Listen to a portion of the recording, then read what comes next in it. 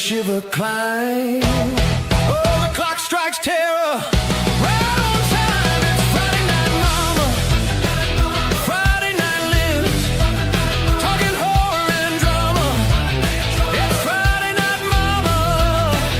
Oh, yeah, Friday night lives. Friday night lives.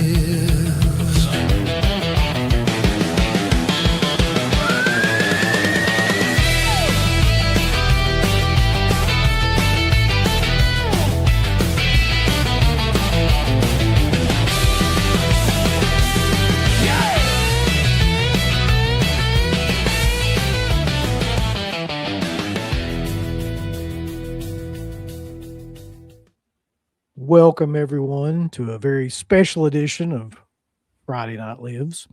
I am Uncle Bill. Beneath me is the man with no boundaries whatsoever. It's Rambo Raff. And to the right of me is the man with no name, Stuntman Mark. How you guys doing, man? Doing good until I heard about Chuck Russell. This was like just recent too, like a couple of hours before, the show and everything. And yeah, he's probably one of the best kind of unknown directors. I don't know if you want to say unknown, but like he's not like John Carpenter, Toby Hooper, Wes Craven famous or anything like that. But for the films that he's made, man, there are very few people that have made as many kind of quality horror films as he has. So it's a sad day for sure. Yeah, for a guy that made so little filmography, he had a pretty good batting average, at least for the, I would say, first 2/3 of his career was Definitely mostly all winners. Yeah. I figure like we should probably go through his filmography and talk about it. And, it's kind of a shock still this day or still at this time, like, because it just happened. Like, Yeah. But did they say what it was from? I didn't hear anything about cause of death or anything like that. All I saw was that they said it was unexpected. And I think his official date that he passed away was the 22nd. So I guess the family must have just went public today with his passing. Yeah. He's another guy too that kind of like Bob Clark that had an array of different genres of films that he did too. He wasn't just like a horror film director. Yeah. Did some notable action as well. I mean, even The Mask has its moments of that, but it's mostly adventure. He would collaborate a lot with Frank Darabont, but yeah, we'll get into all that a little later, I guess.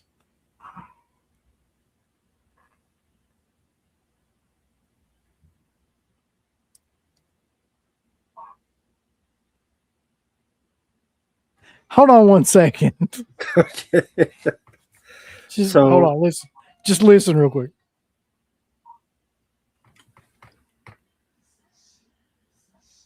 I don't know if you can hear that, but somebody's playing like Holla Back Girl at like top volume in the other room. Yeah. I thought we were listening to your dog's bark or something.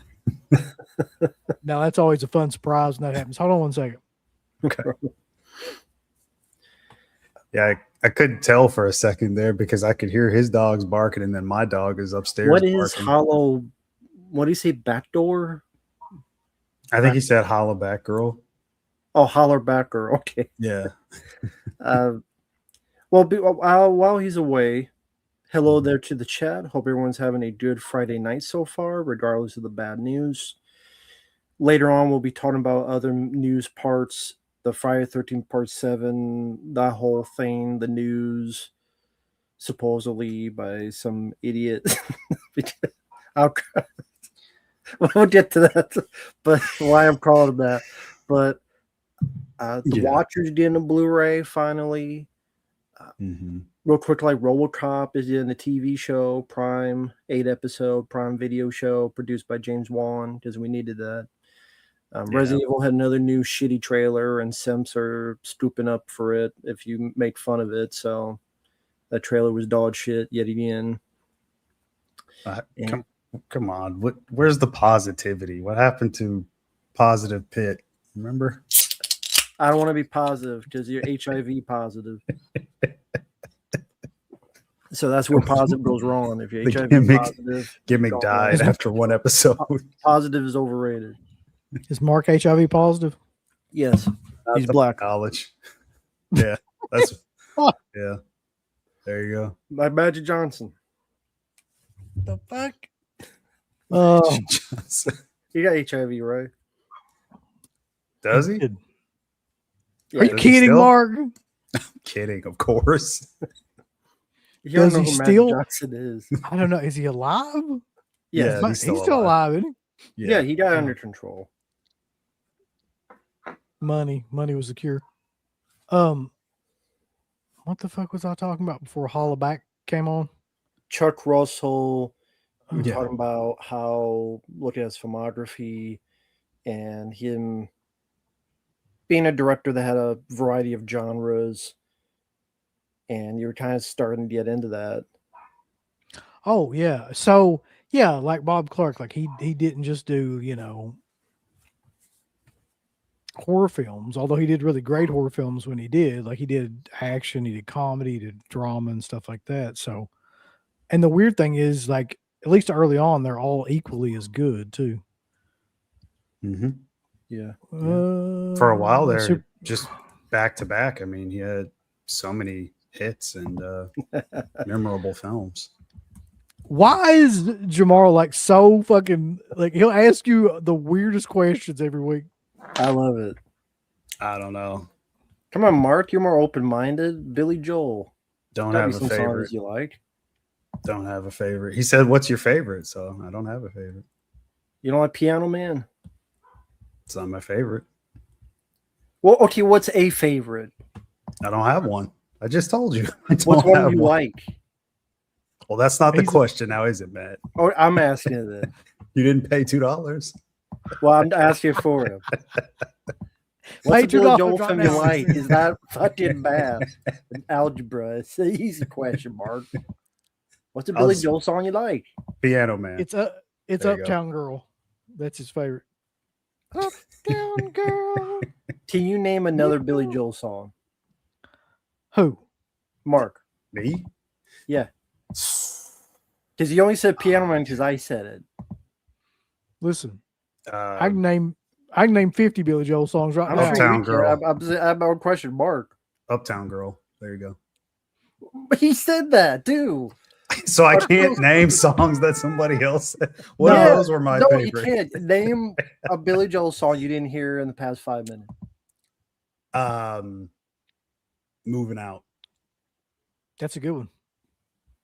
Okay. What do you think about that, Rambo? You piece of shit. Okay, good. Yeah, That's kind of an congrats. obscure one too. Is that He like fucking your put guy that- or something? Your big Bill Joel fan? that's his guy. If that was, man, that'd be the best thing ever. Rambo was like, I fucking love. I'm just Billy getting to Joel. answer a Fuck you. question. The Uh, world is I've s- yeah. Yeah. I've seen Backrooms. Yeah. I just couldn't take it seriously, man. At the end, when the fucking giant pirate dude came and started eating everybody, I was just kind of checked out at that point. I don't know. Yeah.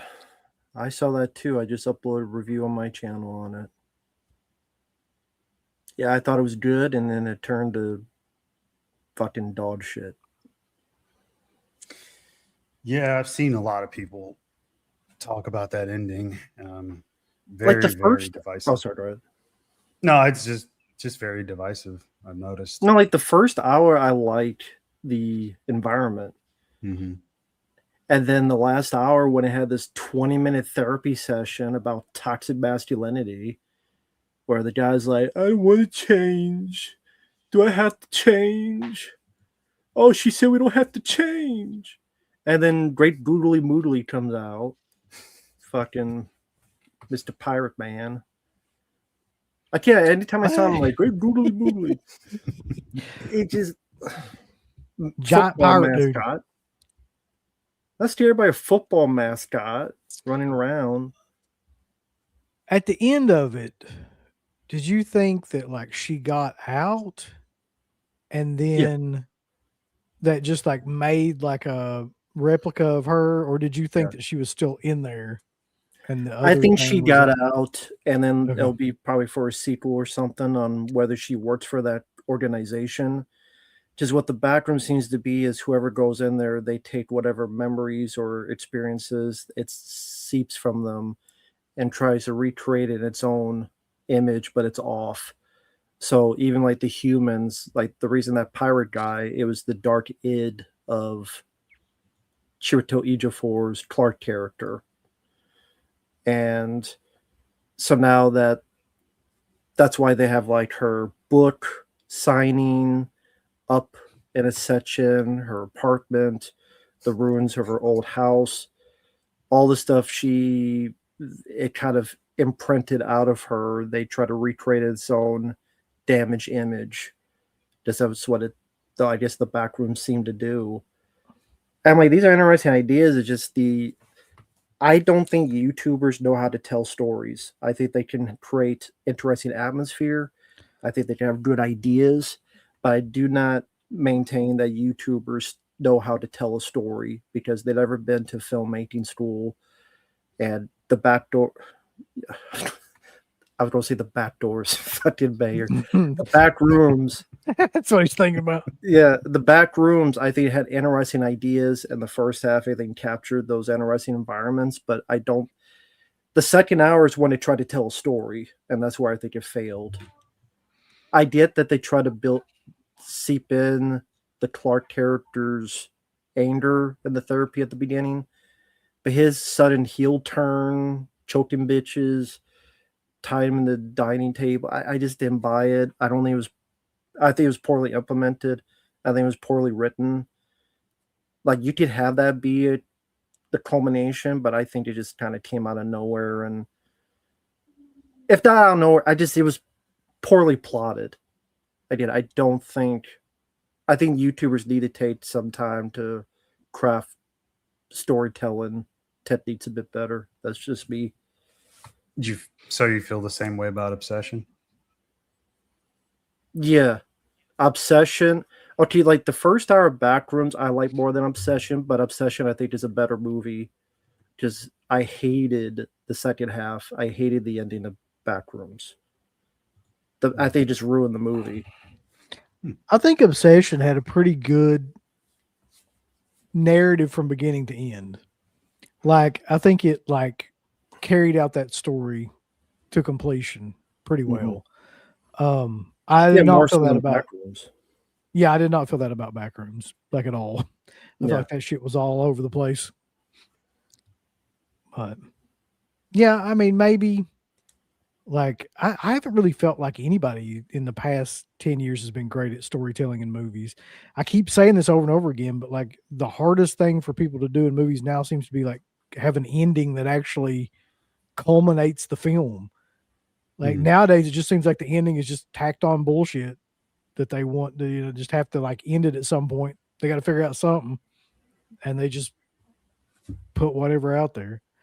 That's like 90% of the films that I watch. It's something like that too. So happy birthday to Peter Hyams in 2 days. What are your favorite Peter Hyams films, bulls?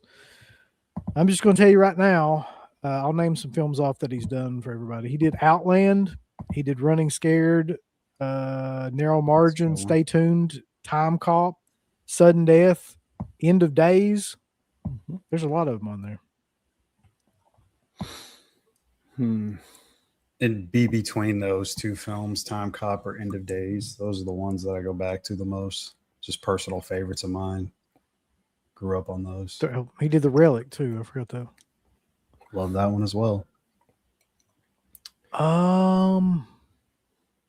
Yeah, I would go Time Cop of those. Those are all good. Those are all good options. It's hard to pick number one favorite. I love Outland a lot. The Arrow video release was pretty cool. I'll pick End of Days. Arnold getting pissed at the devil and cheap assing his ass out a window. What the fuck with me? A fucking choir boy compared to me. You're a fucking choir boy. Stop being a pussy. It's just a scratch.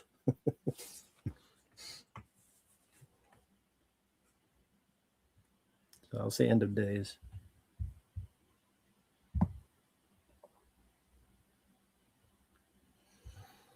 All right, let's see. Another one. The only films in Chuck Russell's filmography I've seen are The Mask, Girls Just Want to Have Fun, and Back to School.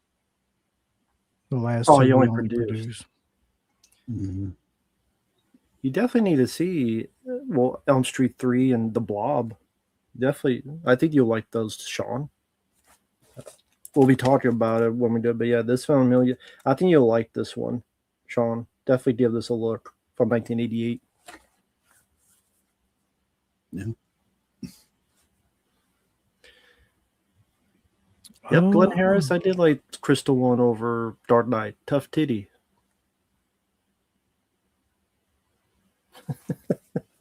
Yeah, I stand by what I said.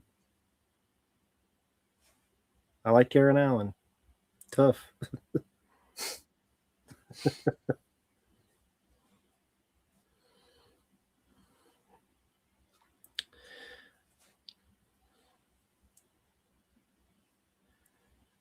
Actually, Uncle Bill just reviewed Falling Down because he had was it Arrow Video Blu-ray 4K, I believe, the release. Yeah. Arrow just did the 4K. I haven't seen Gorillas in the Mist, but Falling Down is a really good film because on one hand, there's a lot of stuff you can relate to the character of Michael Douglas, where a lot of his frustrations, some of them are funny, like the fast food bit. Some of them are understandable, like the whole construction workers seem to be never working. That's any time you go. But at the same time, it gives you a catch-22 because I'll speak for myself. I relate to him so much, but then when you find out he is the bad guy, it gives you a bit of pause. And that's the thing is, while you can relate to the guy, while you can understand the guy's frustration, you cannot go over that line. Everybody has a line. You can have all the frustration in the world, but you can't be. If you're that far gone, then yes, you are the bad guy. And there's no more excuses to be had. And, It is weird though, isn't it? Like how some of it was like obviously the people were bad, and then Yeah. some of it was like just like just like the breakfast scene and shit. It's like just Yeah. really like mild stuff, and he pulls Yeah. out a gun. So it's like, But some we've of all it- had that kind of frustration. Yeah. That's what's so great about it. It walks a fine line of like him doing the wrong thing versus the right thing. And you again, we've all been there. The traffic, like you mentioned, and just coming from breakfast. Eastern Kentucky, though, I loved it when he did the thing about like, I want you to admit that there's nothing wrong with this road. yeah. I think about that often when I see construction. Yeah. Because literally there's a highway up here that like they've been working on it for 10 years and they've never finished it. Like, and it's just like, dude, at some point you got to say there's nothing wrong going on. they're Just- still working on it now?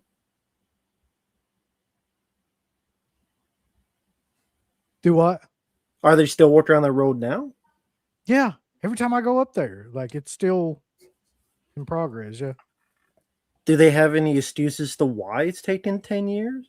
I've never stopped and asked anybody, but it's just like, it's always there. Like the construction is always there.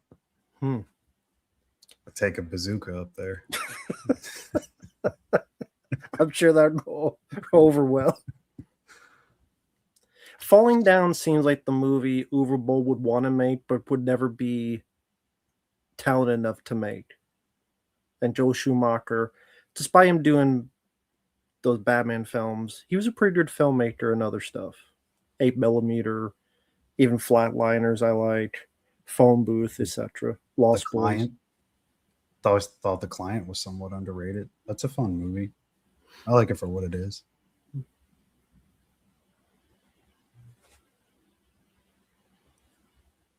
Let's see. The Dentist too. Yeah, Falling Down's like one of my favorite movies that's come out. So of that time period. What was that, like 93, I think? Yeah. How were the features on the Arrow release?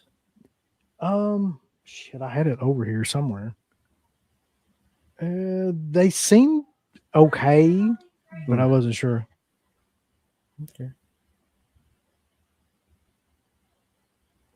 Give me 1 second. No problem. Mm-hmm. But yeah, did you see Falling Down? And this is for people in the chat who saw Falling Down. Did anyone in the chat ever see it in the theater? How did you first see it, Mark?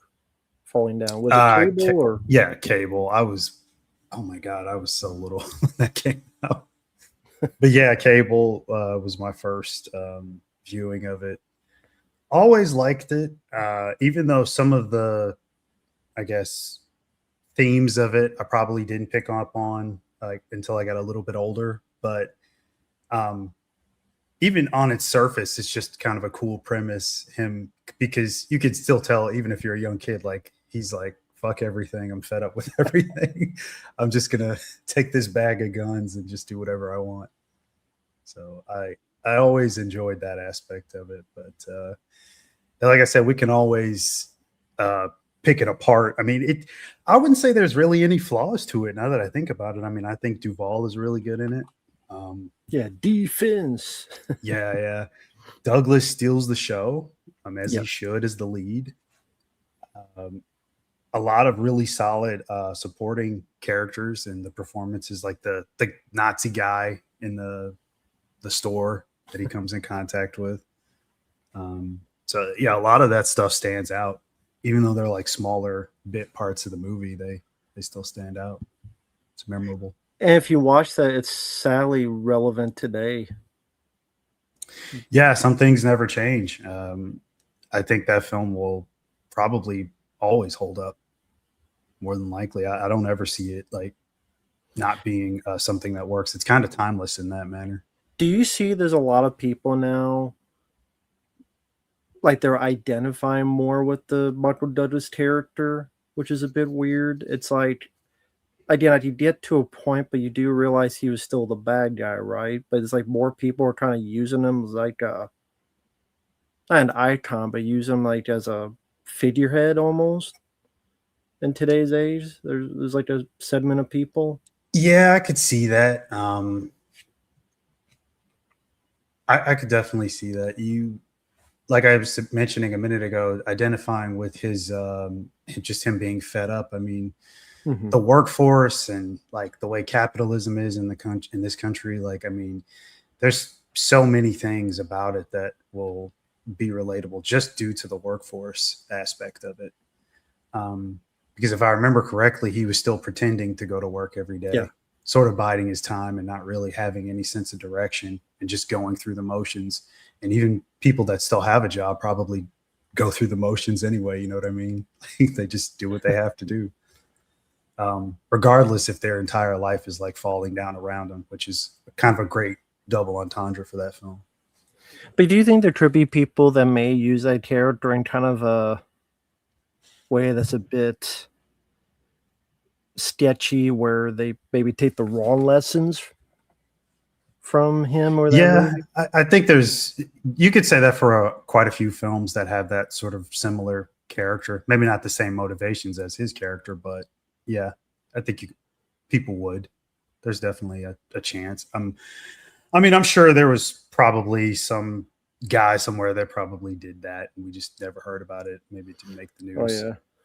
But What was it's a different movie, but different thing. But like, what was that guy that took the tank and went through the damn neighborhood with the tank?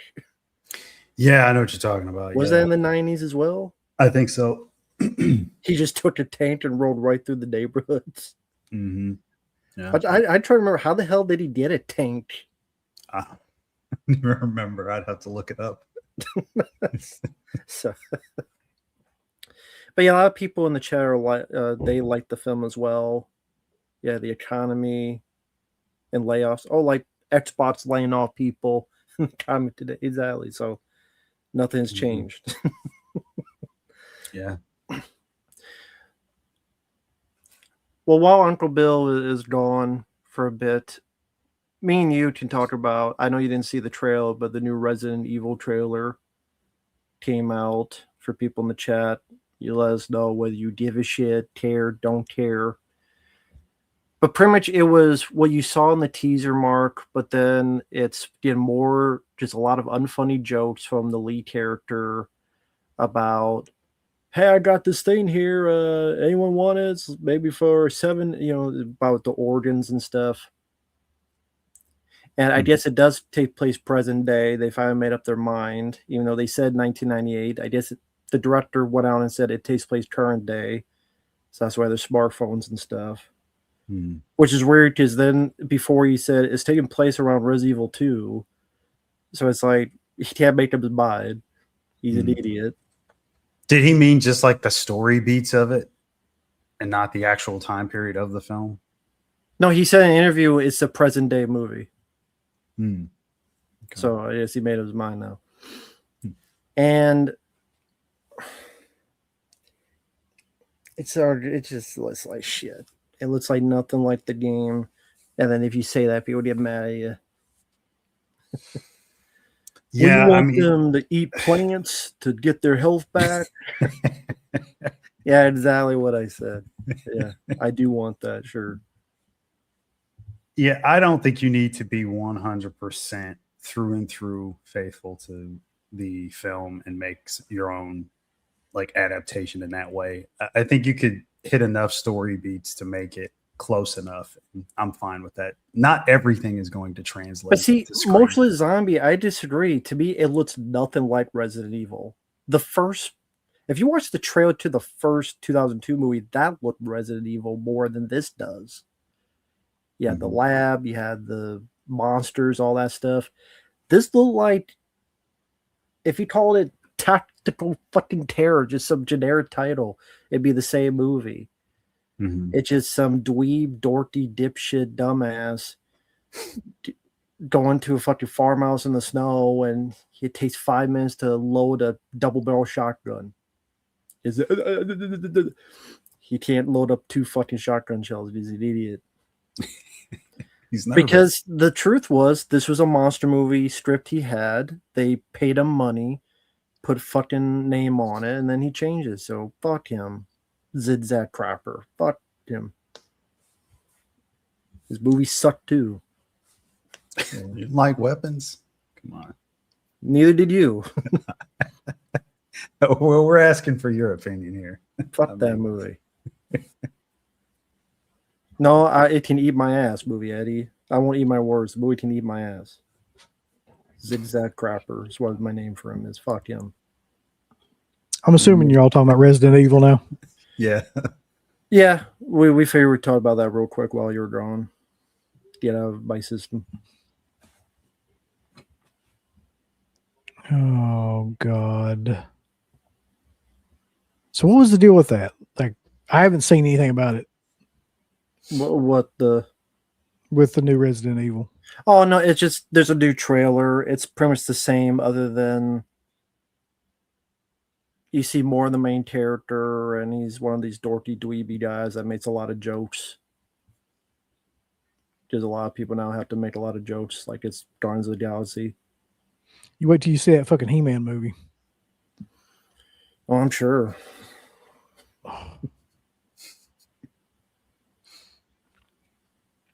Yeah. Anyway.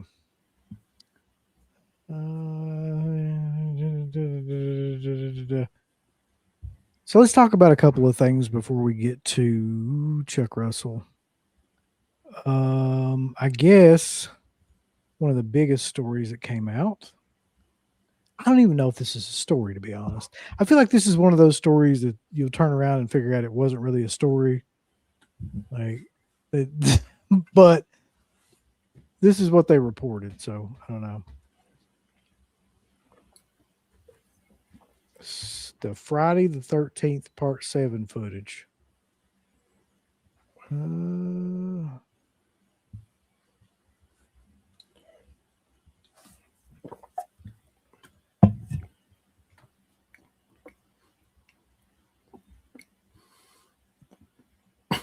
So apparently, like, and this has been talked about forever, right? That there was a work print or an unedited print. How the fuck do I get that off there?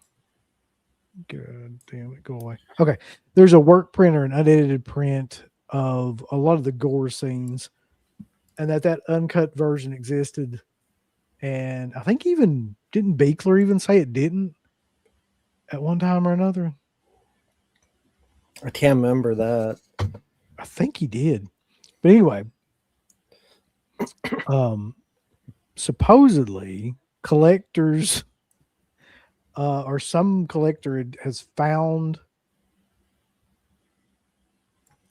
Yeah, he had a couple VHS tapes that supposedly somehow he got from Fred Mullen, the composer, that he had. And he made a Reddit post that it had uncut scenes, alternate scenes, longer version of the film, again, and on VHS quality. And there's the VHS tapes picture. And then, funny enough, he deleted the Reddit post like a day or two after. Gee, I wonder why. So But then, first of then all, he says, "Well, I can't ever release can't show these it. Yeah. because." Then I'm like, then why the fuck did you say in the first place, you fucking idiot? Cock tease. Yeah, There's that's right. something- Yeah, he's a cock tease. I think I there's called him that. something Blue very ball odd cock about tease. this whole thing. It's like, look at my dick. I can't use it, but look at my dick. It says, unfortunately, I had to sign an agreement when I purchased these tapes to not publicly screen their contents, as Paramount is very litigious. Fred may have been supposed. Who the fuck writes like that? Fred may have been supposed to return them way back in the day. Okay. Yeah. And those look like tapes I had when I was about 7 years old, by the way, which makes sense. Like the Polaroid Yeah. Yeah. VHS tape. So, okay, let's assume that this is true, just for the sake of like, making this a story. Let's assume he has this, and he's got like these uncut gore scenes that everybody's been talking about forever, and all of these alternate takes and stuff like that. What do you think they'll do or he'll do with it? Nothing. See, Well, he says nothing keep because he says he can't show him. Not even just because of that. Just because, like, I want to say maybe like 2 to 3 years ago, maybe a little bit longer at this point, I can't remember. The Return of the Living Dead Part 3 work print was found. VHS, same kind of scenario. They found more uncut footage, and that was never released. Nothing ever came of it. I think it'll be the same situation here. And if it's a tape that was supposed to be returned, I really don't think that Paramount is going to allow him to sell it to a boutique label or anything like that. And even if they did, it's never going to look good. There's a whole bunch of technical limitations that prevent it from looking like anything. Mm-hmm. I mean, this sort of happened with what was that? The Burbs. But again, that was Joe Dante kept a work print version, a longer cut of the film. He was supposed to return it to the studio, but never did. They ended up at least putting that work print footage on one of those Arrow Video Blu-rays. And more than likely, they got licensing to do so. But with this, I mean, Beekler's no longer alive. So do you really want to go back and try to edit and touch up and change this and that to his final cut of the movie. I mean, I know that's not the cut he wanted because of the MPAA, but still, it just Could they even fix that to where it looked remotely? no. I you wouldn't can't. think so. Because so this is a tape where if you were to the maximum lines on a VHS tape is 240 vertical lines. The digital equivalent would be roughly 333 by 240. So you're talking about trying to upscale something from that low of quality. It's never going to look good. And even if, let's say, they released a version of it on VHS, maybe it's still going to be limited because the source is bad. We're talking about a work print. People need to understand that. I know people want to see it, and look, I'm all for it coming out if it does, but I know it's not going to look good. Right. People need to remember it's a work print, so it's a dub of a dub. And chances are to jump on that, technically, you can find right now a work print of Friday 7 because I have a fan cut that's that looking like a VHS, like it's got the lines in it and stuff. That's the rough quality you're talking about. But technically, you can find that right now. It'd be the same or worse quality than that. I figured somebody would bring that up. My Bloody Valentine, yes, that was restored because the original film elements were found. That they found the actual 35 cut and that's footage. what you need. That's what you'd need, exactly, so that it looks at least halfway decent. And I think Lionsgate did the original uncut DVD and it didn't look great, but then Scream Factory did it later, and then they were able to get the elements and make it look better. But even George Mihalka said that, like, that's still not even all the footage that was cut from My Bloody Valentine. It's still missing about six minutes or so. Did they say why the Return of the Living Dead 3 never came out? No, but I would assume it's the same thing here, is that no studio or boutique companies, like, they're not going to pay to have that done. Again, it's the work print, obviously bad quality. We've established that, but you're talking about possible missing audio as well, because missing sound effects, background noise, as well as the time code thing that's burned into the image.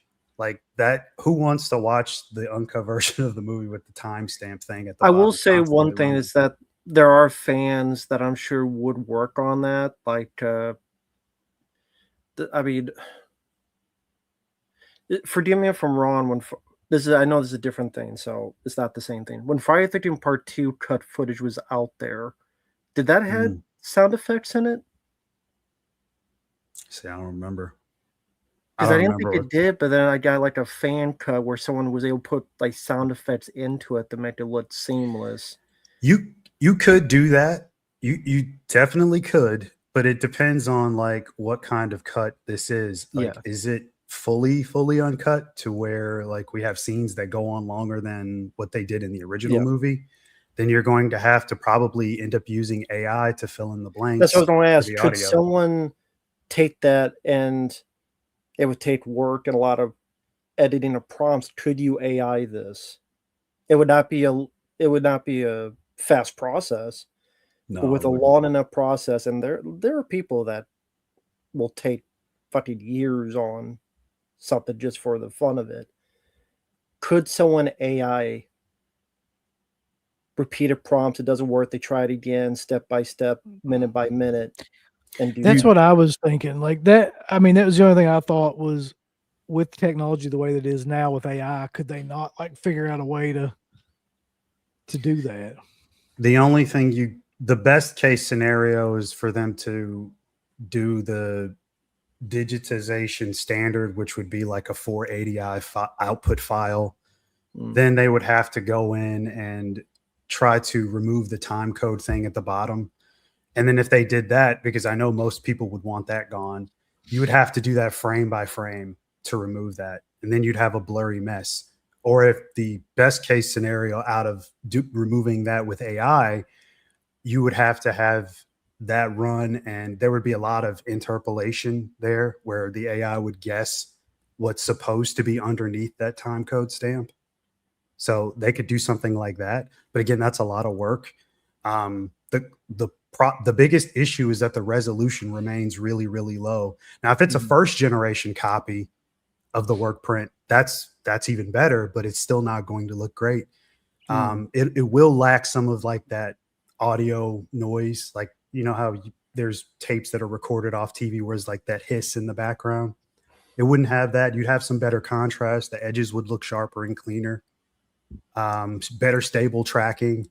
The colors wouldn't bleed as badly on like copy of a copy dubs. So the color gradients would be decent. But still, you have a format cap. There's still a VHS like glass ceiling for the resolution. Yeah. But I guess it goes back to my point of when nothing can be done with this, what's the point of even telling people? I mean, I guess he just wanted to like be like, I got this, motherfucker. I mean, what guess else? so. Seems like, yeah. But he must have gotten some cease and desist. Again, assuming this is all true. Because why else would he take the Yeah, Reddit I post mean, out? exactly. Like he could have just completely made this up out of his ass, like for all we know. But it's interesting to think, like, if it was true, showing off, yeah. See, that's why I think if he was making this up, he would have left it on like for a week, not like a day. Yeah, it's nearly impossible for anybody now to have anything and not want to put it on the internet. So, yeah, this is the first thing you want to do. Maybe goblins. I don't know. I mean, the time codes would bother me. I'm just being honest. It would. You could crop the image, but if you do, then you would zoom past, and you're already talking about a blurry image. So, what I did, like, on a side note, I'm a big fan of Hard Target, so that has time codes on it. So what I did when I did a fan cut, I just put like a fake bar on top, so it was a little bit lower to cover the time code. So it didn't block any images, but you didn't see the time code. So it's like part of the widescreen. I just made it. So I don't know if someone wanted to do that. So, but again, when you can't do anything with it, this is all pointless. So it's just a blue ball and cotties at the end of the day. Like, it doesn't matter on anything. It's just the guy's like, look what I got. You imagine the dude just being at home like, I'm watching the Friday the 13th work printed VHS just all day long. Look at he me. gets a phone call from Fred. The fuck you doing? Don't get me arrested. He probably did. I ain't stupid. But on a more positive note of something that will actually probably be coming out for sure, this biddy got announced from Toy Robot, which is a subsidiary of Arrow. This is Cliff McMillan's branch, and a lot of people have been waiting, including me, have been waiting on this forever to come out on something besides DVD. I've got the DVD from Anchor Bay, the 2 double feature with Watchers 1 and 2. But like, it doesn't look great. I mean, I'm not gonna lie. Like, so it was actually really cool to hear that this is coming out. It's up for pre-order now on pretty much every site as well. Yeah, I'm a big fan of the film. The second one came out that was like one of the last ones I bought from Stream Factory was Watchers 2, and now that's out of print.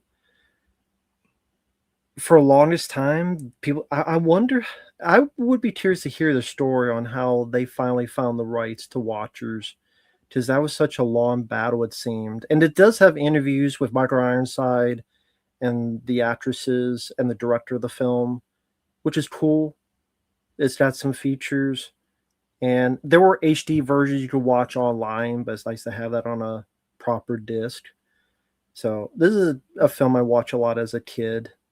And it's great that it's finally got released. But again, I'd be curious to be like, who owned the rights and how did you get it finally? Well, we might be able to finally get that story. I mean, because I know Slippy knows those guys. So it would be interesting to like ask him about it. Yeah. So it always was a rights issue. It wasn't a I'm only assuming. That's what I mean. I like to know the story. Because I'll try to think what else would have been, because it seemed like other people wanted to put Watchers out. That's what it seemed like. We asked him about it. I just forever ago on one of those shows because those they'd have those shows and everybody would just put shit in that they Yeah. wanted Yeah, to know. And that was one that kept coming up over and over and over again. I do Well- think it was a rights issue, but I can't remember exactly what he said. I'm just curious because like a film like that, them not doing a 4K release of it, usually what happens if they opt for Blu-ray instead, it's because they can't find the original camera negative most times, and they'll just go from an inner positive or something, or they'll have like maybe an existing HD master or something, and they use that. But it's just a little weird that they didn't go for 4K. But I'm just glad to see it come out. Was that the case? Because they also did it for Guyver Dark Hero. Same, That's yeah, a Blu-ray, same right? scenario. The original camera negative for that has never been found. It's So considered that's lost. the case with this then. Yeah, I think that they're working from an inner positive scan of for Guyver 2. Yeah. It's interesting though. They've got a new interview with the director, new interview with Michael Ironside, new interview with the actress, new interview with Barbara Williams and Layla Sloatman. But they don't say anything about the transfer, so you may be right, Mark. Mm-hmm. That's probably Usually they would what it have is. something in there about that. Mm-hmm. Yeah, the two actresses, one played the mom, one played the girlfriend. Yeah. I always But like how anyway, he shot the monster in that. Like how you don't really see it. Yeah. You see just enough. And Well, it's a good thing because when you do see it, it's not that good. yeah. As Yeah, much as I that's love true. the film, it's not they do have a monster, but Yeah. Somebody said it was sold out on Amazon. Wow. It's on Diabolic. I know it's on Diabolic because I looked earlier today, and then it's on MVD Shop. It'll probably be on Orbit too. I wouldn't freak out or anything. For sure. But that's actually not a bad price, man. As Blu-rays and these special editions and shit go nowadays, like $22 is actually like pretty low for that. Yeah. Especially considering that they could have like charged whatever they wanted, and there's a lot of people that would have bought it because it's been out of print for yeah, if this was Stream Factory, it'd be 40 or 30. Yeah. Yeah. But yeah, I'm really excited about that one. I always love that movie. Yeah. Corey That's a Haim, good one. he had a couple of movies that like from around that era that I still really, really like.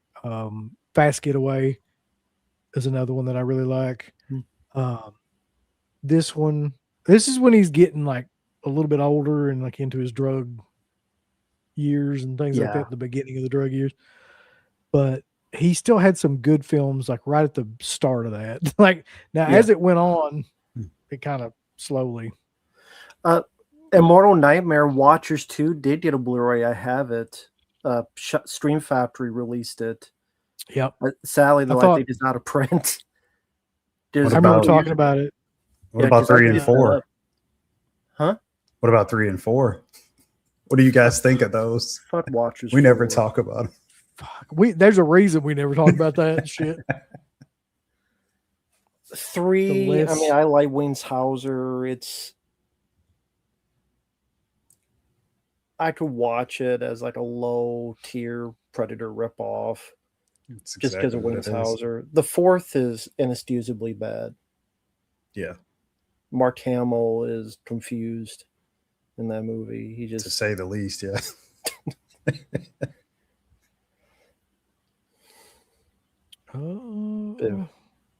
I'm glad this finally got released. It deserved it. It's been a long time.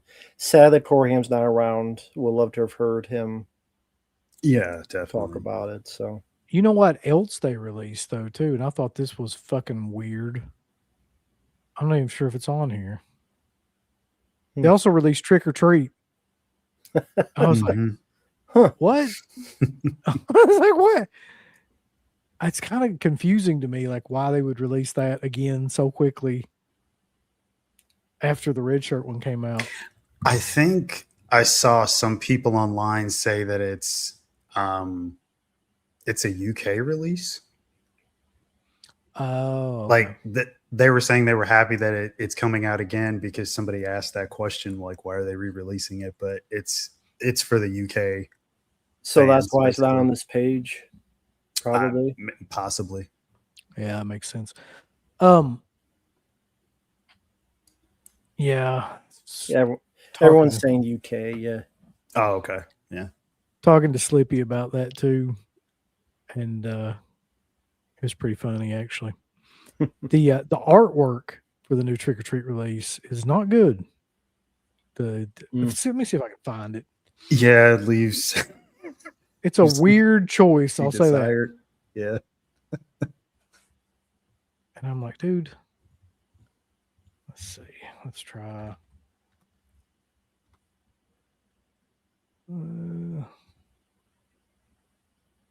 Yeah. Some people were saying it's expensive to import the red shirt pictures one. Mm. It's a little more pricey because it's already somewhat of a pricey release. Yeah. Makes So sense. check this out. I don't know why this looks just bad. Yeah, that looks like a Sega Genesis. Yeah. It does. Like, I'm not It's sure what funny it is about design as that well, image. Sega Genesis cartridge.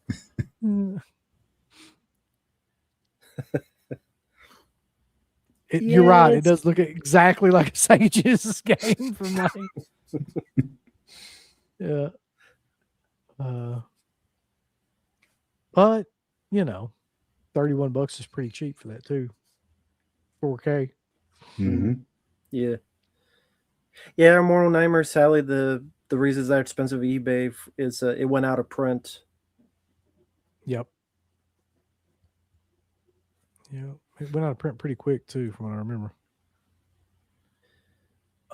Manhunt.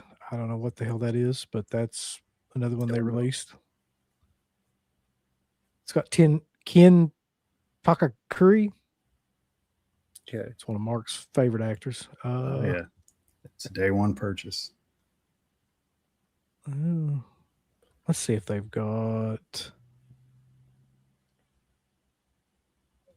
They're bound to have that. Yeah, there's Watchers. It's $23 here.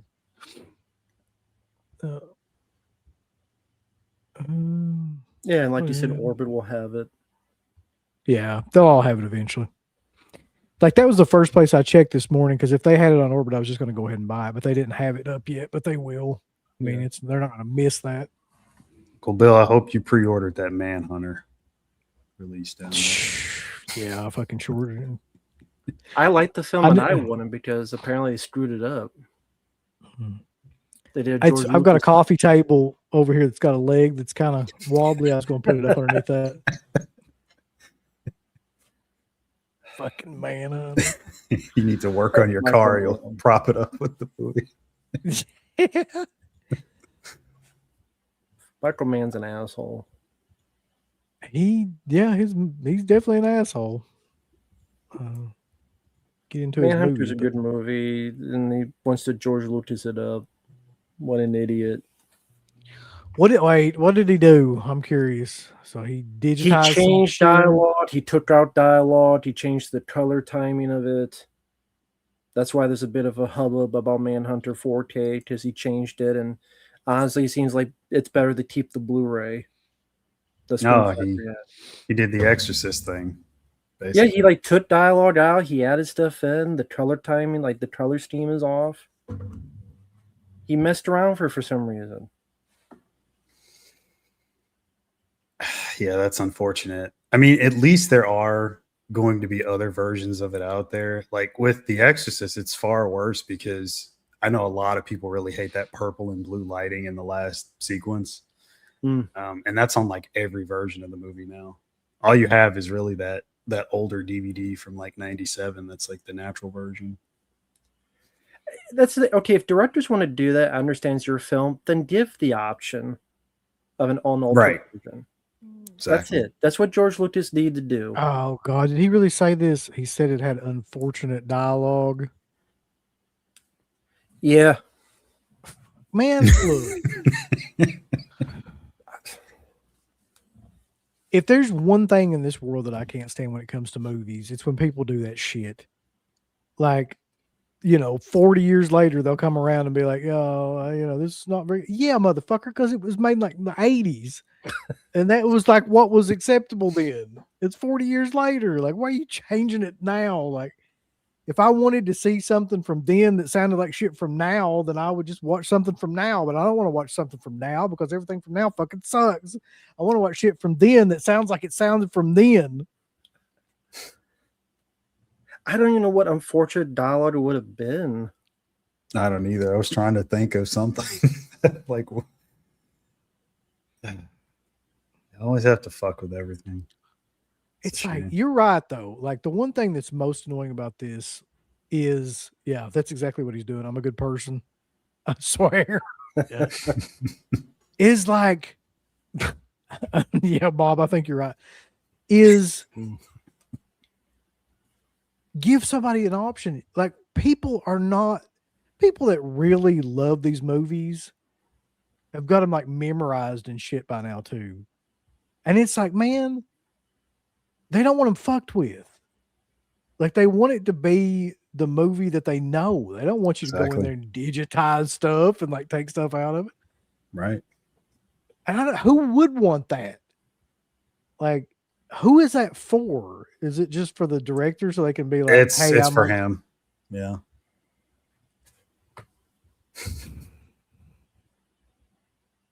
It's like that shit with the French Connection, and then Lucas, and this, and just all Crocodile that shit. Dundee. Crocodile Dundee. Yeah, it's like, come on. Like, what's weird is are they going back and censoring shit from like from movies from like the 50s and 60s? Because I about guarantee there's a lot of problematic shit in those movies, but you don't hear about that as much. You hear about like 80s films, 70s and 80s films for some reason. Yeah, I thought that's what we were trying to get away from with like the streaming stuff, is to have like the authentic version of what you saw either in the theater or what you remember as a kid from the VHS and all that. Like, why go in and fuck with it?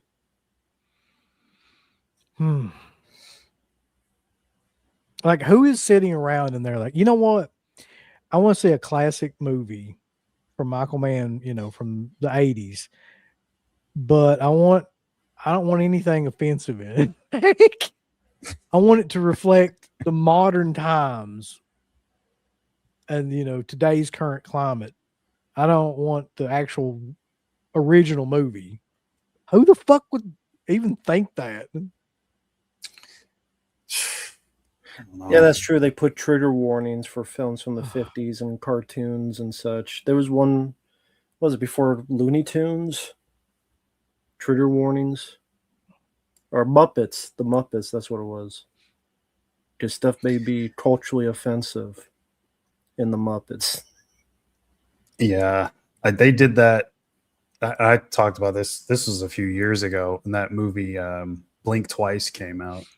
They put like a disclaimer right before the movie starts. It's like a paragraph long of like, hey, this film features this. And I'm like, well, you're giving away the premise of the movie by mentioning all this stuff that's wrong or that people might find offensive. I want to say real quick to this dude. First of all, Michael Mann sucks dick. Second of all, I'm saying all of that shit is bad. Yeah, it's not. It may not be any. It's not really any different than what all the other directors do, and all the other directors that are doing that are dumb. Like, I don't know. I mean, how else to really say that. I liked some of Michael Mann's movies. I do think what he's doing is dumb, and I'll repeat: if you want to do that, that's fine, but give people the option. Put both cuts on the film. It's what George Lucas should have done when he did his Star Wars thing, and would not have blown up in his face. Just put your stupid version and then the version people actually watch. And then, just give people the option. We won't complain. We were just talking about Guyver too. That's what the director's doing with his movie. He's at least including, well, maybe it's Toy Robot, but either way, there's two versions of the movie you can watch. There's one disc with the regular theatrical and the touched up version. It's not that hard to figure out for these directors. It's like it's an ego where like they know people don't choose the other and they get mad about that, so they don't have that as an option or something.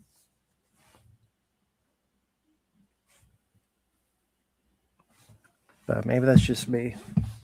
How much time do you have, Preston? Do you really want to go this route? Like, I mean, go back and watch. Like, there's a million shows where I talk shit about Michael Mann. Anything with the teep in it, you just Look up. probably look those up on the channel. Yeah. Anything with the teep. Oh God. Anyway, all right. So it's probably time we actually talk about Chuck Russell, a man who, to my knowledge, did not remove anything from his film. So that's good. Right. Let's see. So, this is interesting too. He started off 1984 as the writer of Dreamscape. That was his. Let me go ahead and get this off here. Actually, that was his first film. That's how he met Darabont on that. Yeah, yeah. Any thoughts about Dreamscape? That's a movie that I probably haven't seen. I don't even know when. Kind of sucks. I barely remember that film. Back when I saw it, I didn't mind it, but it's not a film I revisit often. That's for damn sure. It's just kind of there for me. But yeah, I much prefer the actual first film he directed, which is Dream Warriors. Look here. Dirk says Dreamscape gets slept on. It should stay asleep. It's Look, I can't. It's an interesting idea. I thought films like Inception did that a lot better.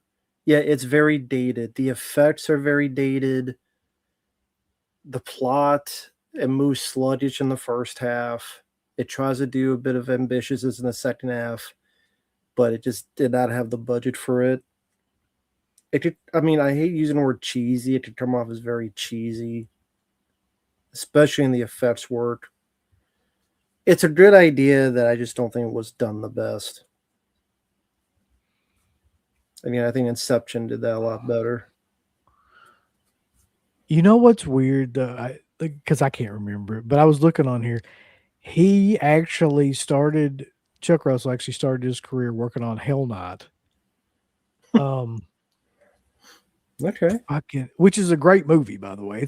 You talk about a movie that slept on. That's definitely one that slept on too to this day. It's like a slasher film, sorority, fraternity kind of thing, slasher film with Linda Blair. That's a fun one. Very fun. Yeah. And that was, he wasn't, I don't know what he did on. I think he was just like what did he do on there? Producer? Yeah, he was an executive producer on Hell Night. So that's wild. But yeah. So 84 he does Dreamscape.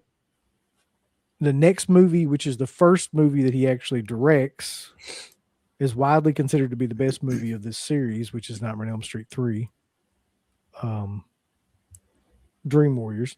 If you take out the first one, I guess, well, hell, even if you leave the first one in, like a lot of people like Dream Warriors the best.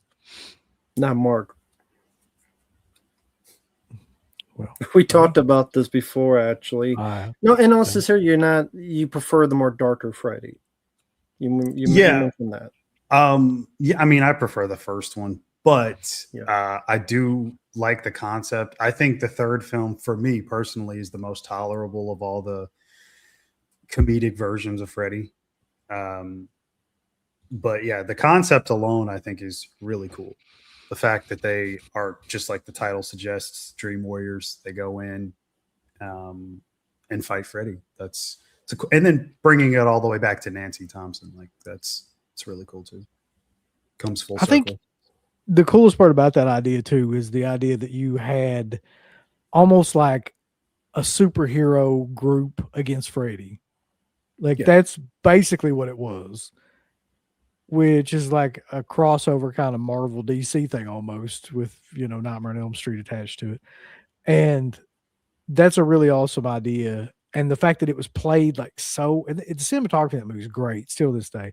And it's played so kind of like over the top and campy and stuff. And that was really the first movie where they did that. in the franchise, it fits with that aesthetic of what they were doing, I think. Like I love the idea that, you know, one of them is like a wizard, one of them super strong, one of them is blah blah blah blah blah. You know, it's like that was a cool concept for that time.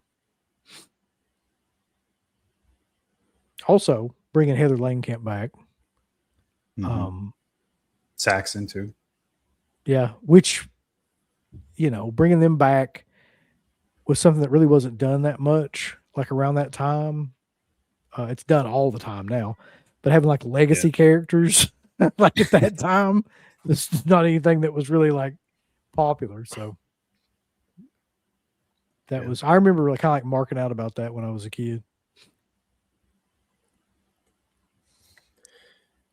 Yeah, the Nightmare on Elm Street films were the franchise I watched the most as a kid, horror film wise. And I would watch the first three. I would begin watching the next three, but probably stop at 4 and then go out and do something else. But yeah, Dream Warriors. It was a comic book movie. They're a good comic book movie. It was ambitious with the amount of effects, the dream sequences, the death scenes, the guy turned to a puppet being puppeteered throughout the hallways, like you mentioned, the powers, each one having their unique powers based on their backdrop or what they would want, what would they desire. Like the one kid to be able to walk, let alone other things. And you definitely saw even more development of Freddy's personality, even more of his one-liners. Walking prime time, bitch, probably the most famous of any of them. Yeah. Really. And yeah, likable group of people, including Patricia Arquette, Ken Sagos, and all of them, Jennifer Rubin. If folks remember the original Wes Craven story, do you think they went the better route doing this instead of that? I've often thought about that several times over because the original script from Craven, and I think it was Bruce Wagner was the other writer on it, was a lot darker, definitely in terms of dialogue, which I kind of liked when I read some of it. It's pretty dark stuff, but wasn't it more about the kids ending their lives, that kind of motif? Yeah, a little bit more of that. I mean, him and Darabont really made it what it was in terms of the fun factor. And they, which I mentioned earlier, I think I said, did they meet on, not Dreamscape? I meant to say Hell Night. They met on Hell Night during that production, and then carried over into this. And I do think that they were a good pair to get to work on this. Of course, Darabont will go on to a lot of other big stuff and have success too.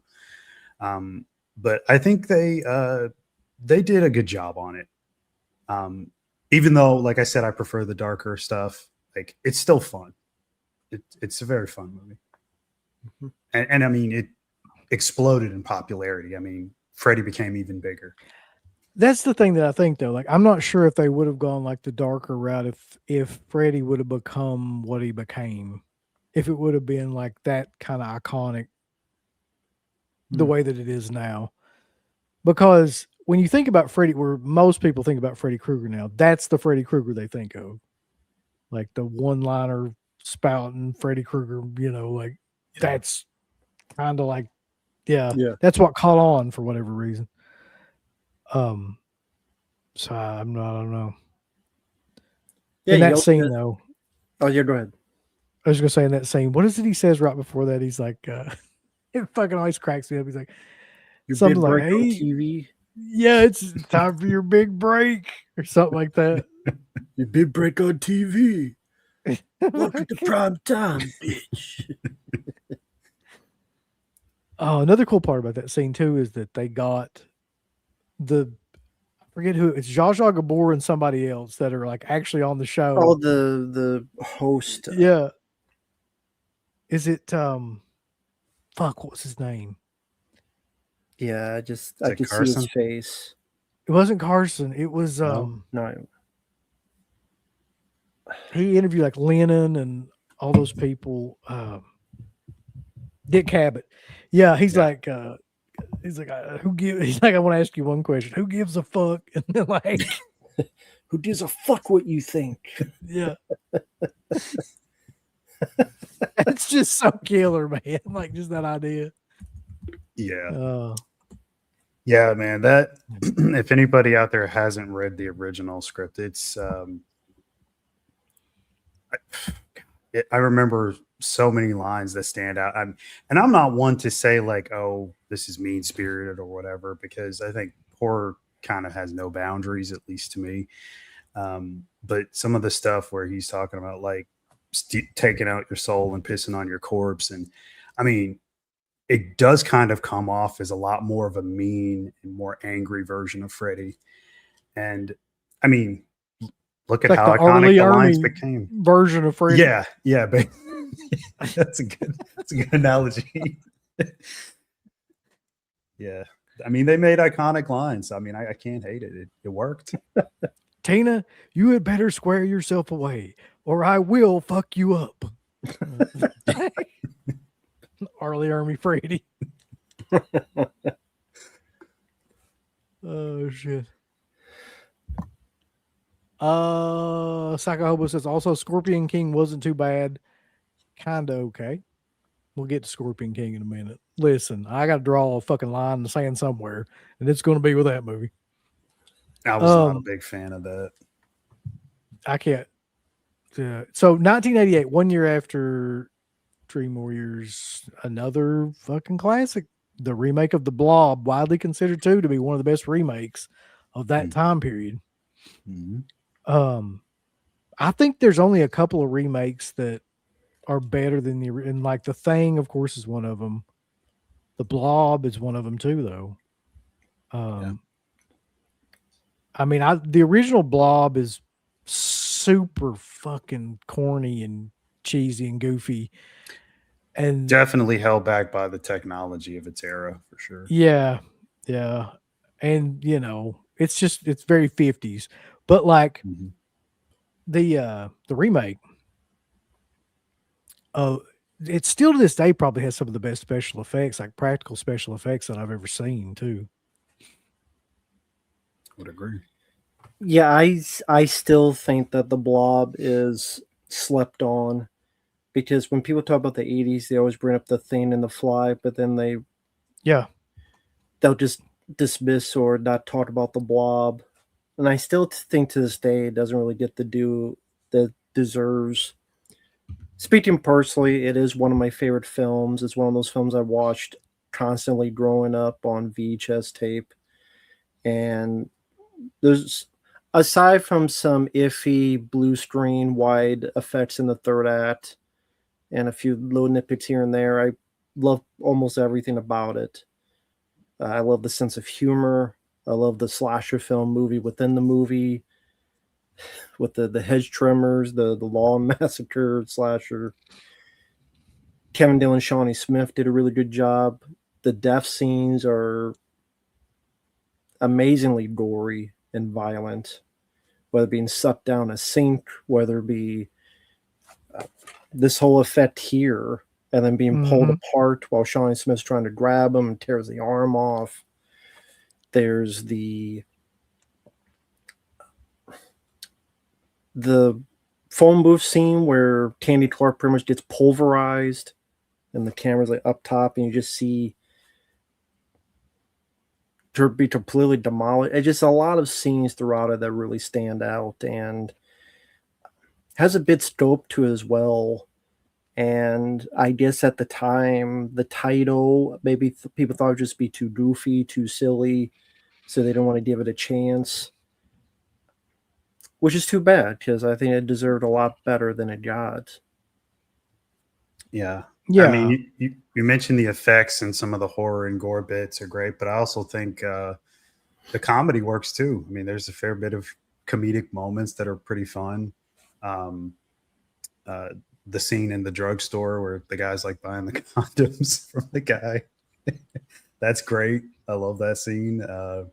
Even the guy that's like making out with the girl and he's got like a whole trunk full of shit. That Making that drinks. scene, that fucking scene always messed with me, man. I don't know why that scene in particular, but like, you know, when he's trying to like make out with her and then you Mhm. don't know that like she's already Every guy's worst That's- nightmare. Yeah. yeah, that's just crazy, man. Yeah, even though if you think about it for 10 seconds, it makes absolutely zero sense because how does the blob get inside her in 5 seconds with no marks on her outside? Her clothes, everything is clean and pristine, but somehow got all what in her mouth or between her legs or something. That's where he was trying to get. But like, there's no marks on her. Like, she didn't even like. Yeah, if I you know think what you about it mean. for 10 seconds, it makes no sense. But it's a great scene for the result. Mhm. Mark is an actual stuntman, yeah. I Yeah. don't know if you all knew that. Yeah, it's my second job. Stuntman. Mhm. Yeah. The one thing about that movie that surprised me the most though was the kid at the end that gets killed because you don't like expect that whatsoever, and then it just happens. Not And just killed, but it's like also Yeah. a violent aftermath where it's like trying and decayed and melted. Yep. So it's not just a kid killed off screen, it's like very in your face, literally violent in that nature. That's, like you said, not typical. It's in a violent nature, if you would, Rambo. Yeah. But that is the Blob. This is a weird transition. So 1988, he does the Blob. Then 6 years later, he does Jim Carrey's The Mask. What a weird, sudden segue into that movie. Well, I'm guessing because the comic The Mask is much more of a horror tale. And That so is maybe very they true. looked him at that at first, and then once you did someone like Jim Carrey, It's a very, very dark comic with a lot of intentional funny humor in it. And he opted definitely for more of the fun aspect of it, a lot of the comedy for sure. And there are bits that are taken straight out of the comic and put in the movie, like the thing with the two guys in the auto shop. But then there's other random bits of not necessarily kid humor, but more adult humor, like when he's making the balloons, and he goes in his pocket and he pulls out a used condom and he's like, "Oh, sorry, wrong pocket." He throws it to the side. So I mean, there's quite a few things in the film that I think are still fun, especially Carrie's performance is so wild and crazy. I've talked about it before, like how most people can't go to that place, and if you're gonna go for it, you got to have somebody who's not afraid to hold back. And I still enjoy that film quite a bit. And Jesus, Cameron Diaz. That's That what time, honestly that's man. the first thing I think of about when I think of The Mask. I don't even think about Jim Carrey. Because to me, it's like that's just Jim Carrey fucking like at like a 10 or even like at an 11. Like that's the most Jim Carrey that of any Jim Carrey performance I think that I can think of. It was perfect for him. That role. Yeah. But you know how much money that movie made? I didn't realize this. It made like $350 million. Yeah. On like an $18 million budget. yeah, Which is crazy. I don't know what to say about The Mask, man, because it's not a movie I go back and watch, to be honest. Like I've watched Ace Ventura probably 20 times, but I just don't ever think to go back and watch The Mask. It's more like a kid's movie to me or something. I don't know. Like I just do you go back and watch Dumb and Dumber? Because that came out the same year. yeah, I do. I've probably seen that multiple times too. But I think for me, while like Ace Ventura: Pet Detective is my favorite of his, and I do like Dumb and Dumber. The Mask I like, but if I watch it now, I'm annoyed by Jim Carrey because he's so. And it's funny, like he's over the top in Dumb and Dumber, but it seems much more easier to digest and funnier It's like a different type of manic energy, and then the mask is so cartoony on purpose. Yeah. Mhm. That as an adult, I'm just a bit more annoyed by. Yeah, I mean, You know- when he's oh, go ahead. You know, I was gonna say I was when just he's gonna- in the mask, I know what you mean. It's definitely pretty out there and over the top, but I find him very, very charming outside of it. When he's just the Stanley Ipkiss character, he's great. Yeah. And that's a far better version of that character. In the comic, I fucking hate Stanley Ipkiss in the comic. He is the most pathetic, just pussy. Like I hate that character. He's terrible. But in the movie, he's great. Like I root for him. I want him to get the girl at the end and beat the bad guy. I can tell you that what it reminds me of, though. The mask reminds me of like his Riddler. It's the same type of like energy. It's the same type of acting, and I don't really like either performance. I don't know why. It's just it's too much. It's like so much that I'm the same. Mhm. I think it's just a level of manic energy, and those are just yeah. Go ahead. Can you ask next time you have Slippy on if he would do a documentary on John Wayne Bobbitt? sure. I'll ask him. Has he ever done it? Never mind. Nah. Views. I mean, I would agree the comic is much better, but it's that kind of thing. You should be happy that you got that movie in general. Most people have never read that comic. That's a very niche fan base. I love the comics, but again, like You I love said, Son of the Mask. no, which is why I appreciate the Chuck Russell film so much, because let's be honest, we're never going to get another version of The Mask. I don't ever think they're going to go back to that. That was a shot in the dark that just happened. You really don't think Jim Carrey would ever do another? He did another Dumb and Dumber. I think he probably learned his lesson on that. Like, just God, stay you away talk about from an the awful, sequels. awful movie that was. Just don't do anything else. I mean, Jesus. Did you Dumb see and it in the Dumber 2, theater? Ace Ventura 2. Huh? Dumb and Dumber 2? Did you see it in the theater? Oh, fuck no. How about you, UB? No.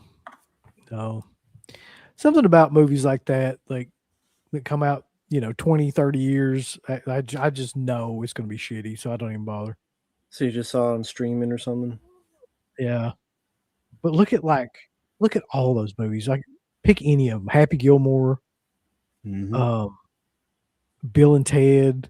Coming to America. Just pick any of them, man. They're all bullshit. Right. Spinal Tap. It's fine. I didn't even watch that. Like, I just saw the preview. I'm like, I never need to see this. Like, this will destroy you my really vision of that don't. movie. Yeah. You really know. Okay, so he does The Mask, and then he does, I know this is one of your all's favorite films, 1996's Eraser with Arnold Schwarzenegger. He does Love that. Eraser in 96. Both those movies are huge, like blockbusters, by the way. Yep. And Mark, didn't you get the 4K recently? I did. How was it? It's great. Looks really good. You can tell in certain spots with the the green screen for like the alligator. Like that looked questionable back then when I saw it in the theater. I always thought something was off. It didn't look good on VHS or DVD either. So they just got to take it for what it is. But I do like the film overall. I think the effects with the guns still hold up great, which is good thing because that's such a big part of the movie. I saw this, that he wants to make a dark version of The Mask. I haven't seen Evil Dead Burn yet, but something tells me I won't want that guy to make a damn thing. No, You may like it. let's just not. What do you think the odds are that I like that movie?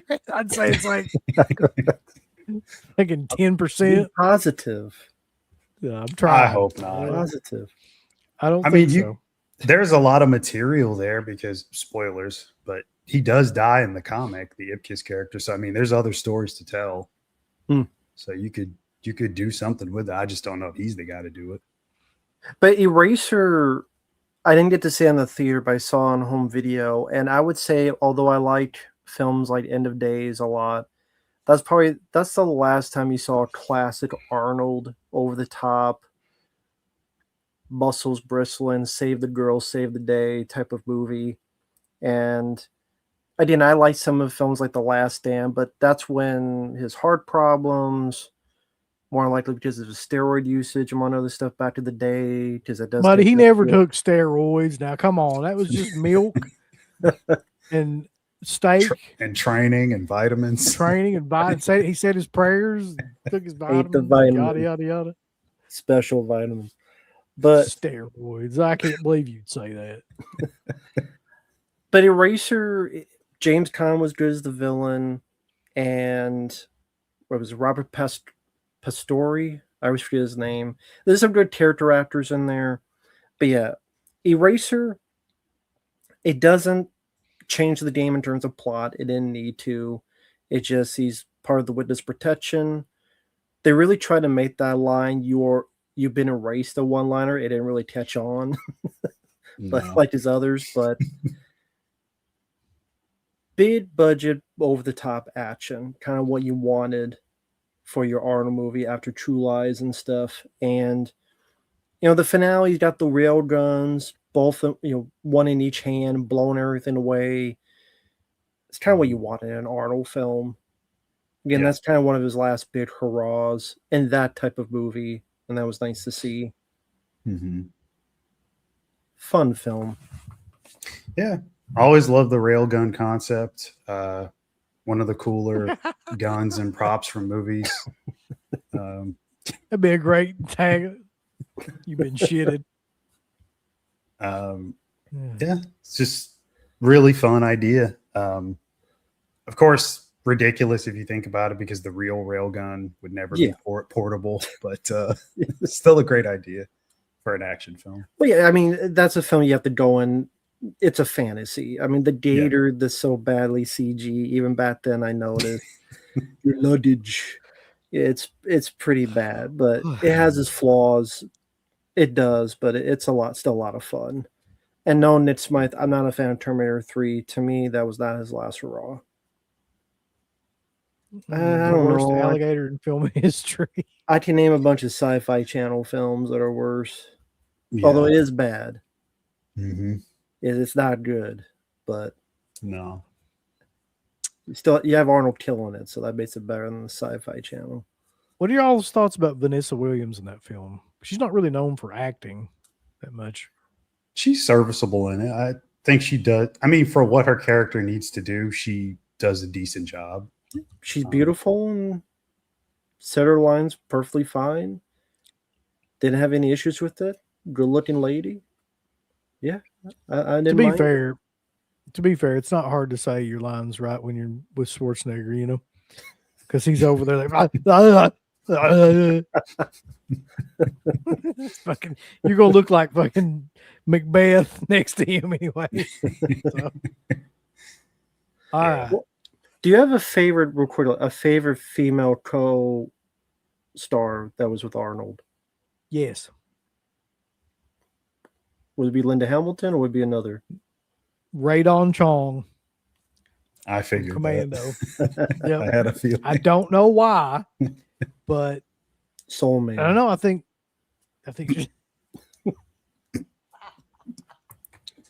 the fuck, Rambo. She was in Soul Man, right? I thought you were calling me a soul man. I'm like, Look, look, buddy. I was saying. Well, I guess you could be too. See, I'm Thomas like, was. damn. Rambo's going off fucking hot tonight. I was saying because she was in Soul Man, but I guess you could be. That just clicked with me that she was in that too.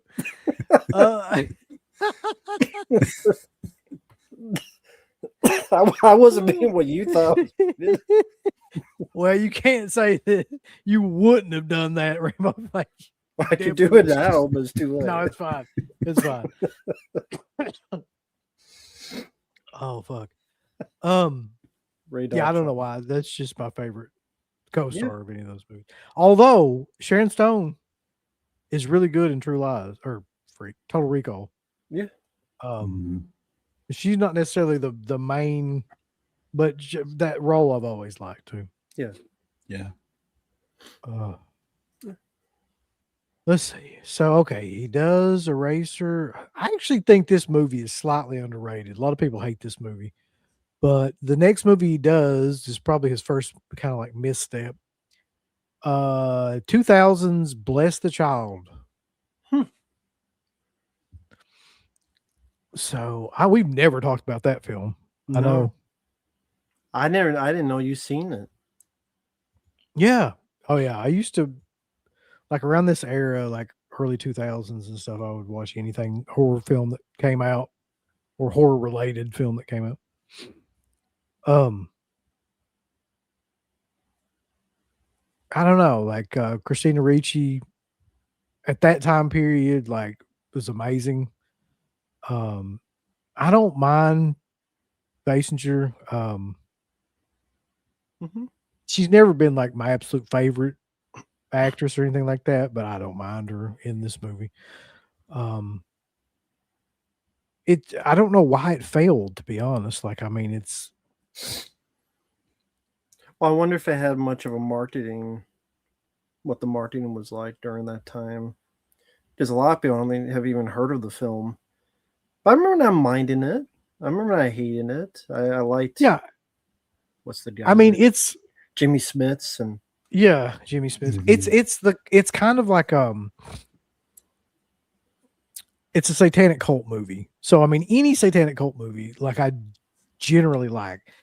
So you talk about like, movies like First Power, stuff like that. Like I generally like any type of movie like that. So, and this is kind of one where like this cult's following after trying to get this child that has these supernatural powers and stuff like that. And Basinger's trying to protect her and yada, yada, yada. I don't know. I always kind of thought it was a decent movie. Have you seen it, Mark? Yeah, it's an okay film. I know it gets compared to the other film from '87, which is also based off a book, Believers. Yeah. Somewhat of a similar kind of plot, slightly in some aspects with the whole occult thing. That was more voodoo, I believe, right? No, it was ritualistic, like satanic child murder stuff going on. I do wish Bettis had a bigger role in this. She's Kim Basinger's sister in the movie. From what I remember. I forgot about that. You're right. Yeah. And Ian Holm is like the priest, I think, or reverend, whatever. But yeah, like there's some very questionable CGI moments, I will say. But I don't think any of that overtakes the film or makes it really, really bad to sit through. Right. I think it could have been a little bit tighter. They could have cut some scenes. But overall, it's okay. It just, because it's Chuck Russell, I would expect a lot more. But looking at some of his later works, I mean, this is far better than those. Yeah, it's definitely not an intense movie or a violent movie, from what I remember. No. Would you say it's a bit tamer? Yes. Yeah, I would say so. Someone brought in the chat, it's better than Lost Souls, that Winona Ryder one. It's 100% better than that fucking movie, man. Like, that movie, we could do a whole show just about that movie and how shitty it is. I'd leave that to you because I don't remember the film much other than exactly. Filmed, like the color was weird. Like it was, they did something with the color. Like the whole film looks filtered. Like it was filmed. It's because it was filmed in hell. I'm pretty sure. Salvage, okay. Yeah. Yeah, if you watch the trailer, folks, Lost Souls, you'll see like it's filmed in such a weird, filtered like I don't know how to explain it. He's not wrong. It's like I don't know how to. It's like a grayish kind of filter. Yeah, it's really ugly. Yeah. I don't know why they thought that was a good idea. But guess But what's yeah. coming up? That would have been his first flop, though, right? Oh yeah, yeah. It Bless the lost like Child. No, $20 the million. Blob was a flop. Oh, the Blob was a flop. That's weird to think about now. Yeah, the Blob Yeah. was that's why he didn't work for 6 years till the Mask, Yeah. because it bombed. Mm. So he didn't get offered jobs much. He only lost a couple million on the Blob though, but he lost like 25 million on. Yeah, Bless the that was a major bomb for him. Yeah. But he's going to redeem himself in this next one. Everyone's favorite, 2002's The Scorpion King. Stand alone. That trailer. I didn't even really like Mummy Returns that much. So to see a spinoff for that character, and oh my, you talk about bad CGI. Listen, Jesus Christ, CGI. Isn't The Scorpion King at the end of The Mummy Returns? Yes. I remember watching that even at that time and being like, this is the worst looking goddamn thing I've ever seen. Like, Yeah. that's probably the worst CG ever. Mhm. Yeah, it's I can think infamous of. for that. Most people say it's one of the worst CG things ever. Yeah, I mean, if you like, that was at the, the beginnings of everybody using CG for everything. And even at that time, it was unforgivable. You were just like, God, I wouldn't even have done it. I would have just done anything else. Like, to try to do Yeah. that.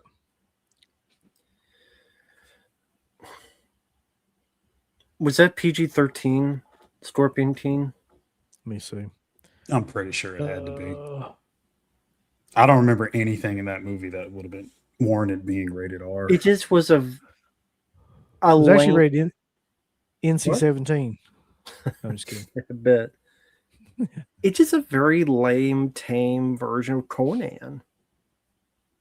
I mean, that's what it's like. Take Conan, but take its balls out.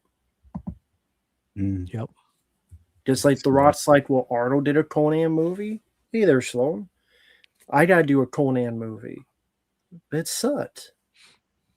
I'm not a fan of the Scorpion King, and it had like multiple direct-to-video sequels for some reason. I'll never understand that. Well, I guess it was successful. That's why it made money. That's why. Yeah, the first one did make money. So that's why. But I think it sucks. That was The Rock's first That was his starring lead. role. Yeah. Yeah. Which is I do remember him, Chuck Russell, talking about like some of the pressure of like the studio because they really wanted it to do well. At the time, for people that are not into wrestling, Dwayne "The Rock" Johnson was probably the biggest wrestler next to Stone Cold still. He was probably like the biggest wrestler on the planet. So his popularity, I mean, they did a massive rollout for that film, several different countries, a huge wide release. I mean, it performed, but it's still not a great movie. It's just that story is just so generic. Again, I didn't even like that character that much. I don't see like what do you think was the issue with the film? What it should have? Do you think it should have been more of the old school R-rated? But then I know they sanitized it to get a bigger audience, and they succeeded. Mm-hmm. It was just generic. I mean, that's the best way to describe it. Much like a lot of his Chuck Russell's later films, unfortunately, just did nothing for me. It's Jurassic Park ain't that bad. what the fuck? Jurassic Park's a lot better than Scorpion King. Come on now, man. But go ahead, Mark. What were you saying? no, it's not a great story. I just didn't care. I always liked the Imhotep character way more. So hopefully they don't go back to the well with him for the fourth Mummy film. I know Brendan Fraser's going to be in that, and I don't I didn't really care for the third Mummy film either. Really, the first one is the only one I could get through, honestly. Yeah. I don't like 2 that much, really. Yeah. Number one, it's got The Rock in it, and he sucks. And I think maybe people didn't know that as much then, but he So, does indeed suck. You liked him in wrestling, did you or no? Yeah, I mean he was okay. Like the biggest feud at that time was Stone Cold and The Rock, and at that time his character was basically just he would just insult everybody, and he'd gotten to the point where he was so popular he would just insult everybody that he came in contact with, and he would do impressions and stuff like that. So I mean his gimmick at that time was really good, and he can definitely cut like one of the best promos in wrestling, if not the best at that time. Do you think for you to have liked him more, he should have had that gimmick in the movie, or is there something else that makes you dislike him? I don't know what it is about him in particular that I dislike so much in film. Anyway, like I can't put my finger on it. Yeah, I just saw that pop up. Jesus Christ, no, Luck, that's not true. Jeez.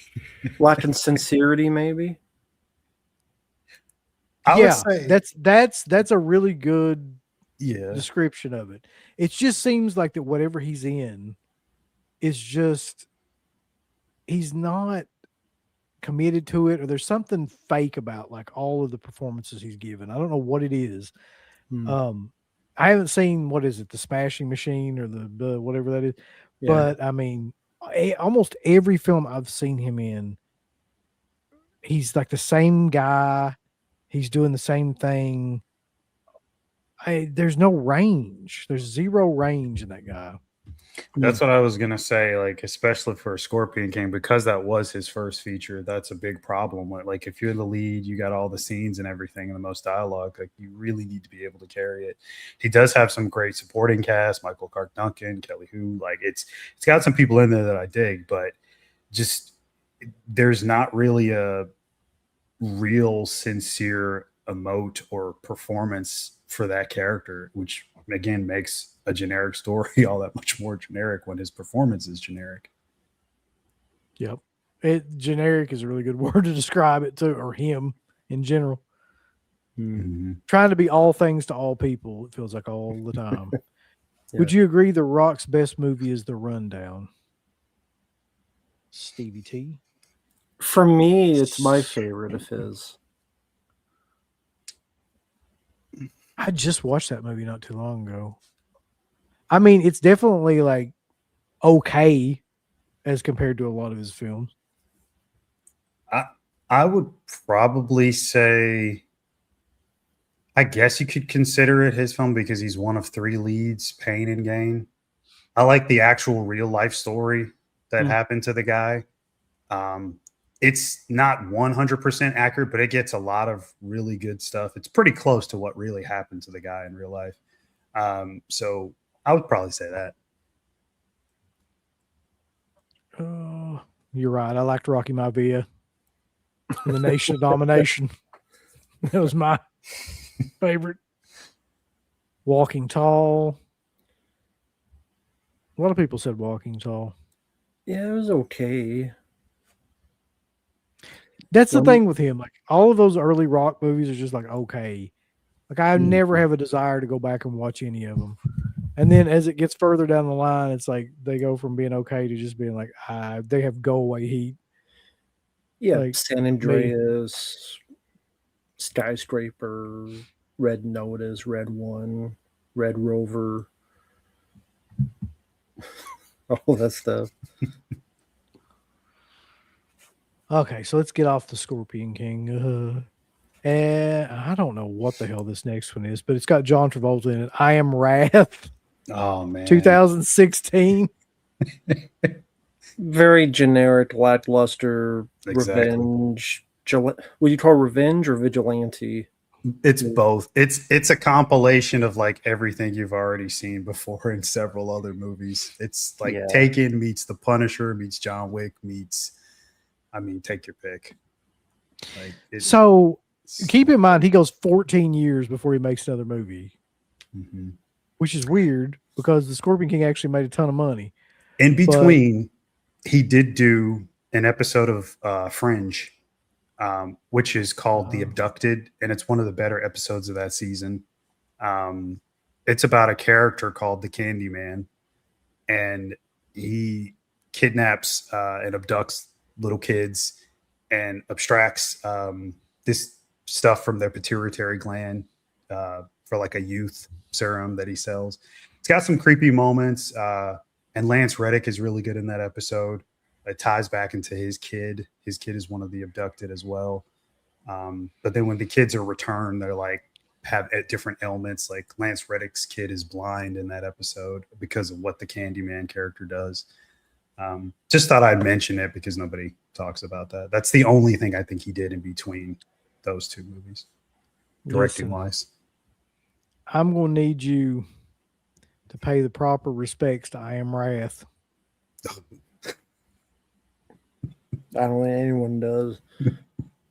I don't know why he didn't work in between. I don't know. I couldn't find information on that. I don't know if it's just because, like you said, Scorpion King made money whether you liked it or not. I don't know if it's just maybe there were multiple projects he was up for, kind of like George Romero. What happened to him, and it just fell apart. But sadly, I couldn't find much interviews about that time period. There he was. It did say he was scheduled to direct Collateral, of course, Michael Mann film. Of course, it would be. I actually don't mind that film though. And he still that produced it, I think, though. yeah, Like he one of the was. It producers. fell through, but he was like the executive producer on it. Mhm. Connect says flying cross country sucks. I would imagine. Better than a bus. I would 'Cause I've also done imagine that, and that. Yeah. that's worse. This is a great idea, really. Do a tier ranking show sometime of wrestlers and movies. Oh, that is a good idea. That'd be great. Yeah, I'm up for that. Oh god. Write that down, Mark. I'll put it down. Write it in the notebook. It's in there. That notebook probably looks like a serial killer notebook. He's probably got his shit scribbled on it. Okay, so I Am Wrath, and then 2019. This looks fucking killer. Jungly, which is a Indian Hindi language action adventure film. Mhm. And I wish I could make this thumbnail bigger to show you all what this looks like. Oh fuck! Hold on, I've got to find this.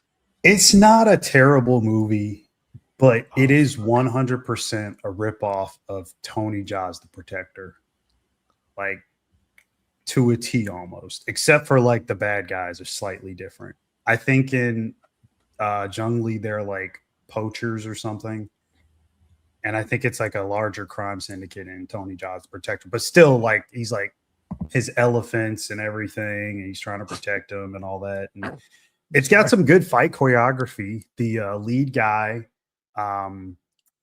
is it Vidyut Gemwal? I think is how you say his name.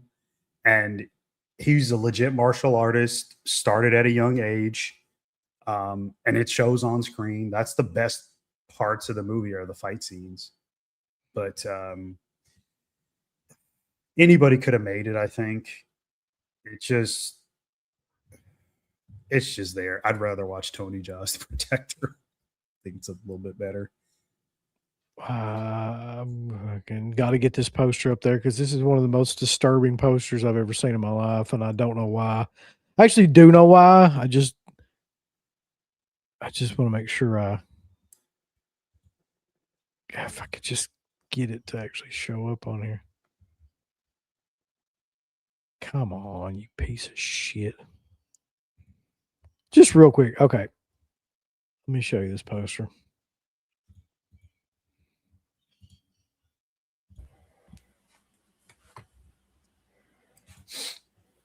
Look at the one on the right. The far. Yeah, it's the elephant trunk. Yeah. I haven't seen that before.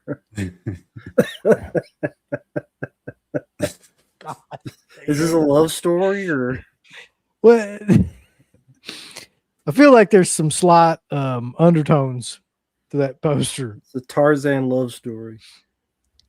No. Is there any fucking in this, Mark?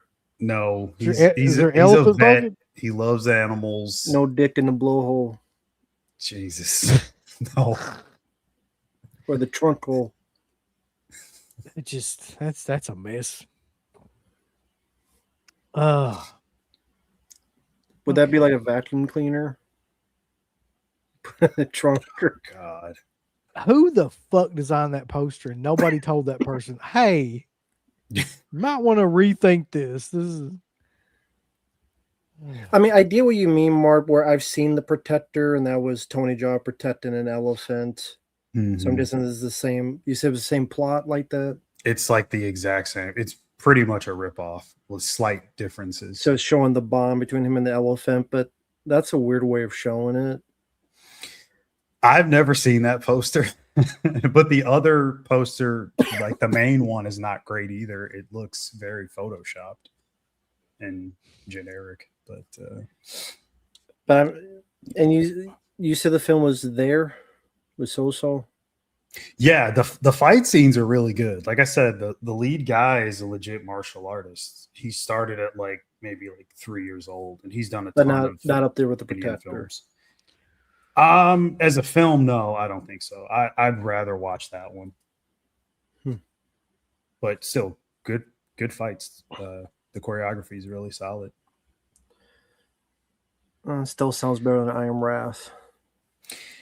Yeah, it is better than.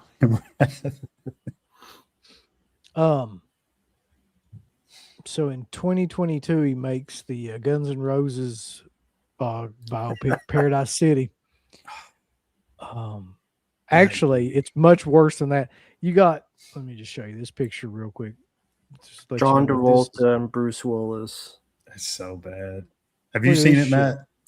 No, I avoid a lot of those Bruce Willis ones because it's so bad. It's depressing because of what he was going through. So I'm like, it so shows because his acting, he's not acting in that film, not in any way, shape, or form. I know his condition was really bad around the time. Yeah. And maybe that also explains why he's not in the film that much. He's probably in 4 or 5 scenes. And maybe 1 to 2, he's actually shooting a gun or something, doing anything. This is a time when Bruce Willis would do 5-6 movies a year. Yeah. Because he'd be on set for 3 days. Wasn't it he got $1 million or $2 million or something like that. He got every one of those movies he got for a certain amount for 3 days work. That was the deal. And that's pretty much his. And I heard stories about that where he always had an earpiece in and they would just feed him his lines. And he would just say the lines back and that had to be what was going on here, because there's one scene in particular with Travolta and Willis says, because his name is Swan, Ray Swan or Ian Swan or something like that. And he says my name is Swan, like the bird. And he says it just like that. And there's no emotion. There's no nothing. It's like somebody told him to say that in his ear. Yeah. I mean, all the dialogue in that movie's bad. Very amateur acting.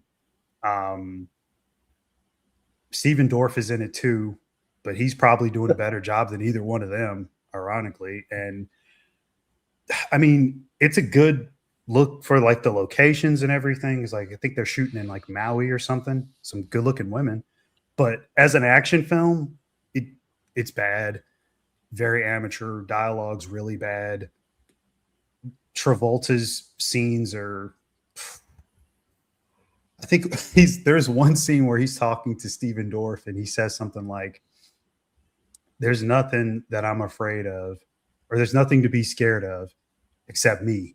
But I am me, so I'm not scared of anything." That's what he says. And I was like, what the fuck? Who wrote this movie? It's so bad. It's really, really bad. Yeah. We got a super chat. Yeah. Real quick. Connect says, I've seen Superman 2025 on a plane, not impressed. Mr. Terrific fight scene was a ripoff of Yondu. And Michael Rooker's character in Guardians of the Galaxy. Guardian of the Galaxy. Okay. Was James 6 Gunn, out of of 10. course. He redid his bit. Mhm. Yeah, we Uh, weren't that impressed either, right, Mark? I was thoroughly disappointed by that. Yeah. Um, Supergirl was worse. I believe it. I'll take your word for it. did you guys see the San Diego Comic Con Aliens 40th anniversary reunion? It's on YouTube, 40-minute video. Most of the cast is there, no Michael Bean. Well, Michael Haven't seen Bean's it. doing a film right now with Arnold and a group of other people. So that's why he's not there. But I didn't see it. But yeah, happy 40th to the film. That's cool. Yeah, sounds cool. I'll probably check it out. Yeah, check it out. I don't. Was that the same Comic Con like Johnny Depp went all method as Ebenezer and came out with his quote? Yeah. Like nobody could understand what the fuck he was saying. He just kind of waddled off the stage. Oh, really? No Yeah. one could understand what he was saying? Yeah, you can't hear him. Like he's not. I don't know if he had I don't think he had a mic or anything. He just fucking came out. He's just there. like, Yes, watch it on there. It's like it's ridiculous. You can't hear it to understand what the hell he's saying at all. What's That's the fair. poster on the right of Mark's wall with creepy? Is that Neon Demon, Mark? Yeah, I think that's the only one with the chick. So yeah, over there. Yeah. yeah, by Black Phone. Yeah. Michael B never shows up anywhere. Jesus. He does a Red good Letter work in the Media. podcast. Oh, yeah, I did it. Yeah, I mean, that's a whole other topic. But yeah, the Bruce Willis thing is very depressing. You know. Yeah. I mean, I don't know what John Travolta's reason in being because Bruce has a reason. That's why he's acted badly. What's Travolta's reason? Yeah. Oh my god, we did not mention his hair in I Am Red. Do you remember Travolta? it, Matt? Yeah, it's so ridiculous. I don't know what's going on there. There's really not much of anything to mention about I Am Red. The title is the most memorable thing. Okay, let's see. Mark and UB. Fuck you, Rambo. What are y'all Avengers Doomsday? Look, man, I'm just gonna try to be honest. Like, I never watch any of those. The comic book shit. I just don't. I don't care. Unless we're doing it for something on here for some reason. Like, I have no idea.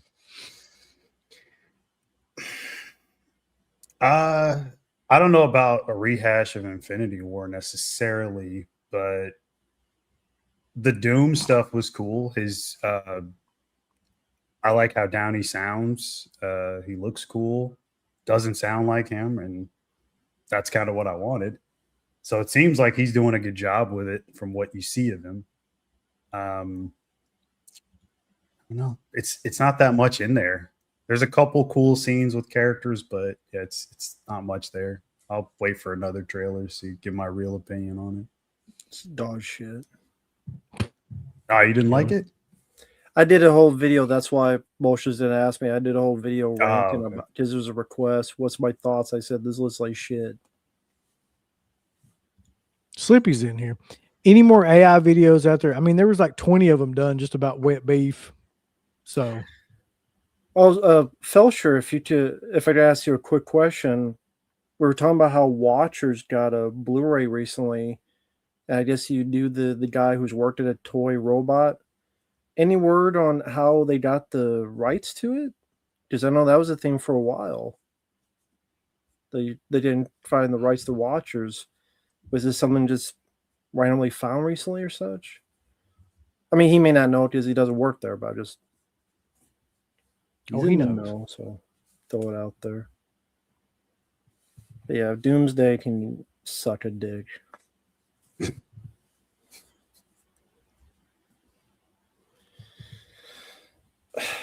I don't care about Shang-Chi and his cock rings. I don't care about, Fantastic Four, First Steps. It's a Canadian thing. Okay. Hmm. Interesting. So it's Canada's fault. Did you guys see James Wan is making a RoboCop? Oh shit! Yeah. He's producing an 8-episode Prime Video series reboot of RoboCop. They did 8 episodes. He's producing it. Leave it. I know it's a broken record. I know I'm very negative, but I don't give a shit. I don't care about new RoboCop. I got the RoboCop that I needed, and then I could play this video game, which was fun. I'll just do that instead. Yeah. Sadly, it's never going to capture the spirit of the original. I don't see it working out. And Weller is so much of that role that it's kind of hard to envision anybody else doing anything better than him. So we'll see. It'd be nice if it was good, but I just have my doubts, as always, with projects like that when they're rehashing stuff from the past. Mm-hmm. Yeah, they do that a lot. Oh, cool. Yeah. One last thing to Michael Felcher. Did you ever meet Chuck Russell? Because we were talking about him because he passed away. Like, I don't know, did you ever work on any of the films that he did, the Blu-ray 4K wise, or ever meet him? Yeah, good question.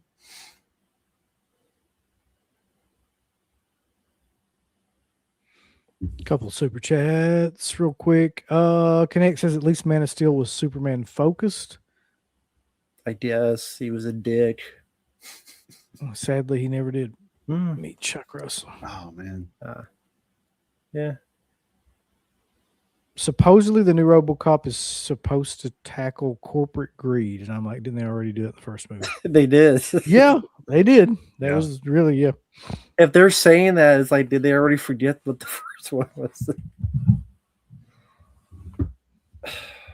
Yeah, it's a cash grab like usual, selling nostalgia. And what's funny is the first time there was a RoboCop TV show. There was a RoboCop TV show back to like the 2000s or something. Prime Directives. And it wasn't really that great. still mad they never did commentaries for the Elm Street sequels. That's true. I don't know. Mm-hmm. That was one of the main things that we all noticed when that came out. That set came out. It's very weird to me. Big missed opportunity there. Why did they? Do you know why they didn't do that, Sleepy? Like that seems to be like a no-brainer to me. Warner Brothers just seemed lazy with that. I mean, you have the release. You said it was a pretty good release. The picture quality. See, you guys haven't. You said it's a good release, but Yeah. Feature-wise, would you say that was not the case, or no? Like, I mean, feature-wise, given the fact that everybody's still alive, well, except Craven, of course, they could have done a little bit more. I think commentaries, interviews, something. Yeah, they could have done a lot with it. So yeah, I would say it was a bit of a waste. Because I can't see them doing anything else beyond this. I think this will be the last release for it. yeah, they wouldn't do another. I mean, the 4K is it still sold out? The box set? No. It Yeah, came it back, was but I like- think it sold out again. Yeah, like they just re-released it, but it's not the same. Like some of it's different in terms of like the I don't know, the insert was like red before and some sort of like velvet, and now it's like black and it's kind of looks like plastic. But I don't know. And then that sold out like pretty much immediately, like the new one. Yeah. So as far as I know, it's not back in stock yet. Would you think they would do a release when the new one comes out? The new Elm Street film comes out?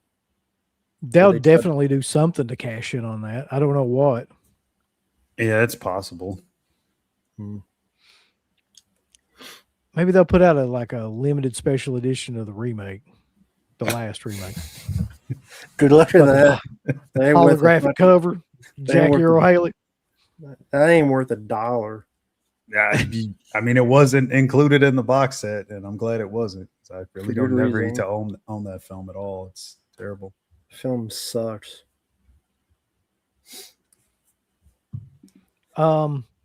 Kingsman 1 to me was great. I like it better than Guardians. The second was meh. The third prequel was good, but it had a cliffhanger. Cliffhanger? Yeah. Maybe. No. Oh. Yeah, I don't mind that director. Kingsman 1 was good, and I agree with you. I didn't even know they did a third one. So let's close this out, though. His last film, sadly, was 2024's Witchboard. I haven't seen that. That's an Yeah, it's right. a very, very uneven film. I thought, and I'm fine at like, okay, you're going to remake a film like that, do your own thing. It would be much better than trying real, to real do quickly. the- Do you like the original? Yeah, I really like the original a lot. Okay. Kevin Tenney's that and Witch Trap. I do like those. This one just, I thought like bringing in actual witches and a spirit board that's created in like, I think it's 17th century France, and the whole opening with the witches, and then the guys show up on the horses, and then you go to present day. It was just a lot going on that I wasn't really that invested in per se. Making the board itself like this very highly coveted thing just seemed like a weird route to take. I know it's the title of the film, and in the original, like it's just a Ouija board. Like there's nothing special about it.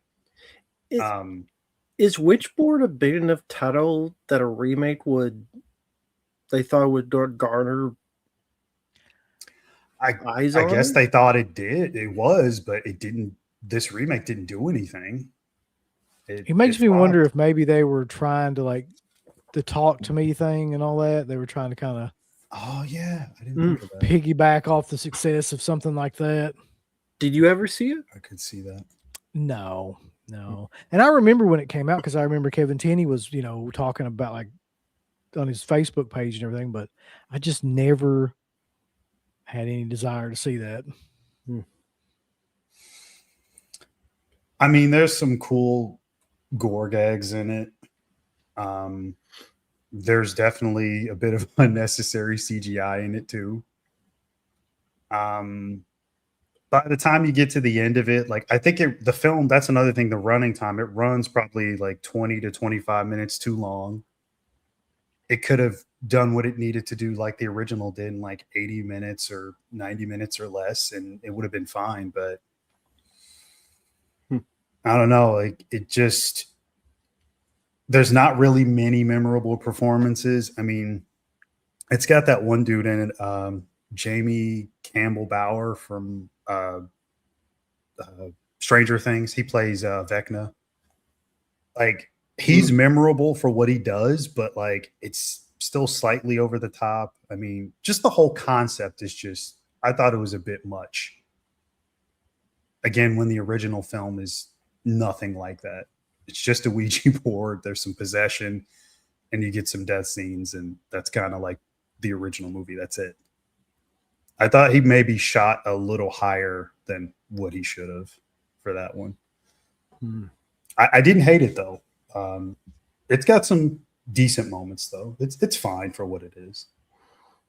It's just, again, it's coming from that original film. I just don't really get why he went all out. It doesn't sound that great.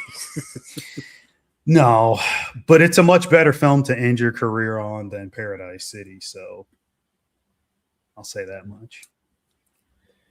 Yeah. Scratch says Chuck Russell also co-founded an AI company recently.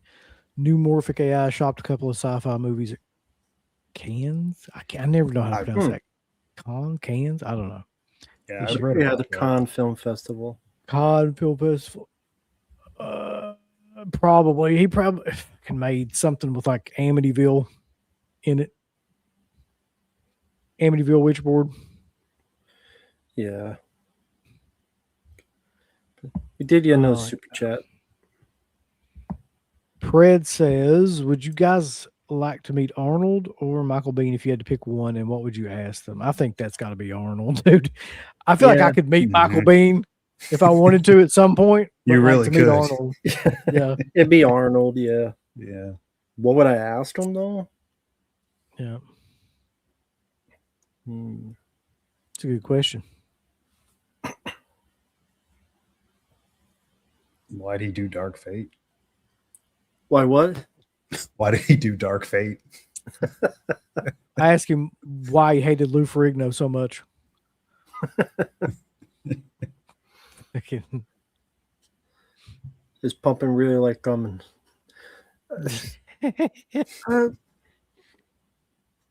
I'd probably ask him about a film he doesn't talk about much, like End of Days.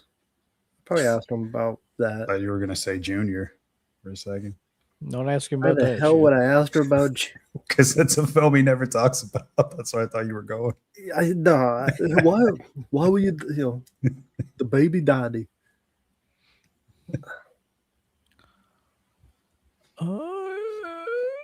Okay. So that's it though for the filmography. Chuck Russell recently passed away. 22nd, age 74. He was a director, a screenwriter, and a producer, and he had a hell of a career. So big ups to Chuck, the Chuckster. Yeah, rest in peace to him. Definitely want to rewatch The Blob sometime. Yeah, it's sad. Like you said, came out of nowhere. Yeah. If you had to pick, and I'll pose this question to everybody in the chat as well, favorite Chuck Russell film? It's a good way to end it. What's your favorite film of his?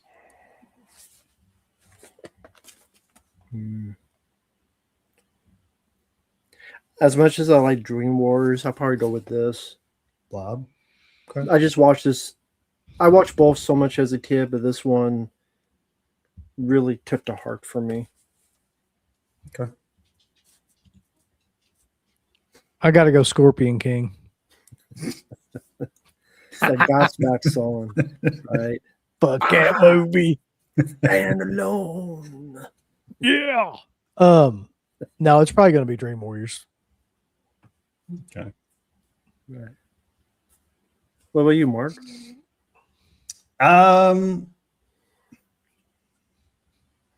Probably Blob or Eraser. It's got to be one of the. I'm so fond of Wrath? both of those. Yeah, of course.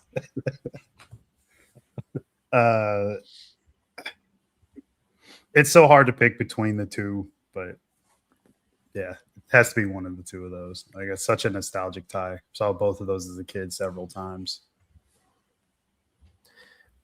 Before we go, I wanted to ask, did you guys hear that Texas Chainsaw Massacre, there's like going to be an event? Apparently, it's going to be an animated movie. Mm-hmm. The guy who drew in A Standard Darkly is animating with others, like a whole redo of, like they're redoing the original film for 2027.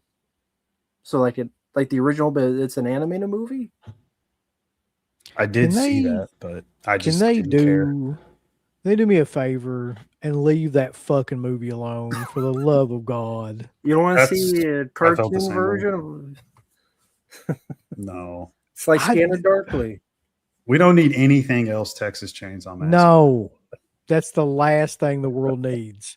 It's Last thing we animated. need is anything Scream or Texas Chainsaw Massacre related. Please stop making But them we never fucking had movies. animated Chainsaw Massacre. It's Leatherface. It's a cartoon. right. We never We had. never had that. We never needed it. Never fucking needed it. Fuck.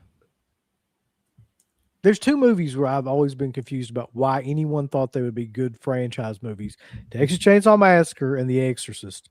It's like, dude, those movies they just do not lend themselves to like be like sequel after sequel after. It's fucking shut up. about Yeah, them but this ain't a movies. sequel. It's just the first film. Right. It's like That's the idea, right, What- Mark? It's the first film, but it's just somebody draws it in a pencil. And it's Yeah. like flip. We've card. already got the first film. I could just go watch the first film. I don't need a I cartoon. read that. I went. I have to tell Uncle Bill this. Next thing you're going to tell me is they're going to have a fucking like ViewMaster of Texas Chainsaw Massacre where you just like click through it. I don't know. I could look that up quick. It's like the whole movie in like ViewMaster format. Anyway, okay. So what are we doing next week? Are we doing the director's thing next week, or what the fuck are we doing? Yeah, I believe the idea is that Unless somebody we else were going to passes do away. today horror directors of the 2000s, like whether ranking, tier list, discussion, however it was going to be. Go ahead, Mark. I mean, if we did the ranking like that would still work. I mean, because inadvertently we're going to discuss them if we rank them. So, but I will say, can we got to move it back another week. Next week's the con, so I won't be here. Oh, that's right. I'll be on the stream, but not here. So it'd probably be just like Just a random show. BS session. Nope. Yeah. We're doing the hot trot Oh commentary God. That's next never week. come up. We're Get never ready, doing Rambo. I won't be here. You're gonna do it. that. Gonna boycott the show. All right. So yeah, we'll just do a bullshit show next week. Found this for CK, a Viewmaster He-Man. Oh my God, he'll love that. There you go, CK. This is for your Christmas present. He-Man. Does he know you try to watch He-Man? I don't think so. I was like, you know what? There's nothing else on. Fuck it. Like it's on here. And then I'm not exaggerating. When about 10 minutes into it, I was just like, I cannot do this. This is just the biggest, like, it's just one of those, it's like a James Gunn movie on steroids, man. It's so just joke after joke. Well, you gotta like- finish it now. You started it. No, no. God, no. Like, I'll never finish the movie. I promise you. Like, it's not even worth it. Okay, but what do you got going on, Rambo? Long story short, for those who do follow my channel, I just uploaded the review for the Backrooms.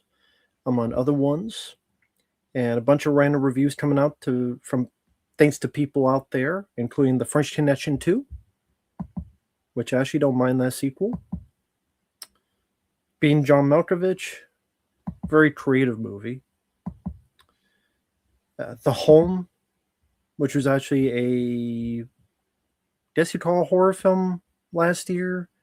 Guy who directed a couple of the Purge movies, stars Pete Davidson, John Glover's in it. I just got that recently. Yeah, that was pretty decent. The last act saves the movie for me. Yeah, I thought, without giving away, the mystery was interesting enough, but it's okay. But the last 10 minutes, I really enjoyed without giving it away. It's pretty satisfying. Yeah. Good effects too.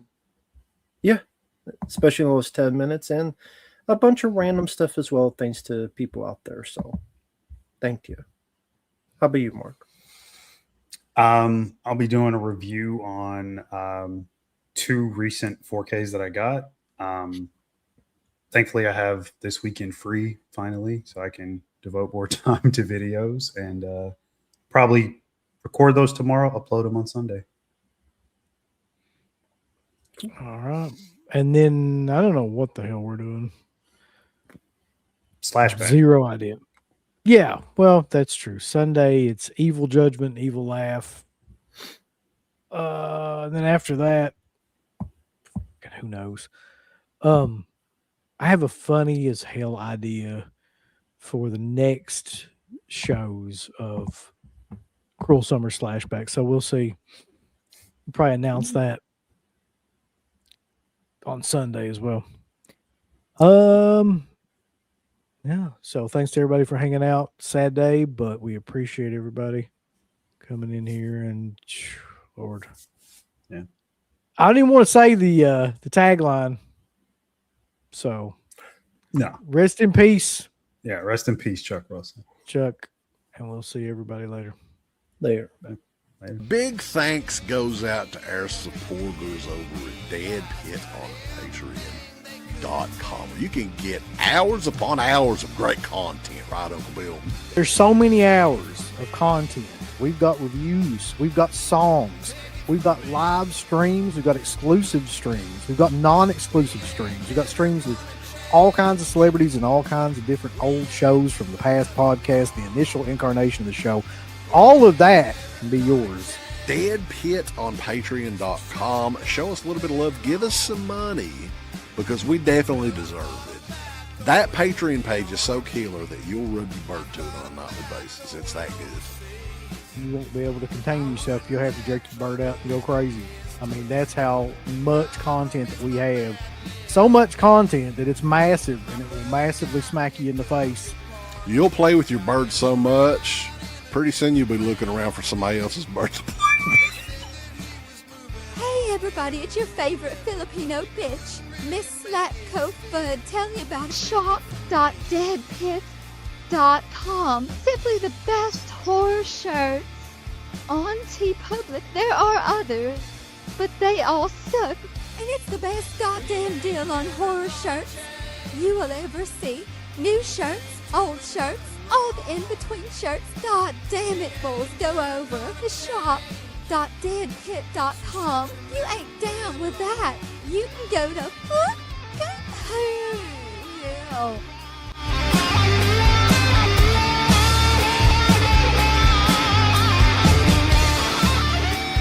Have you ever had a Peter near your mouth?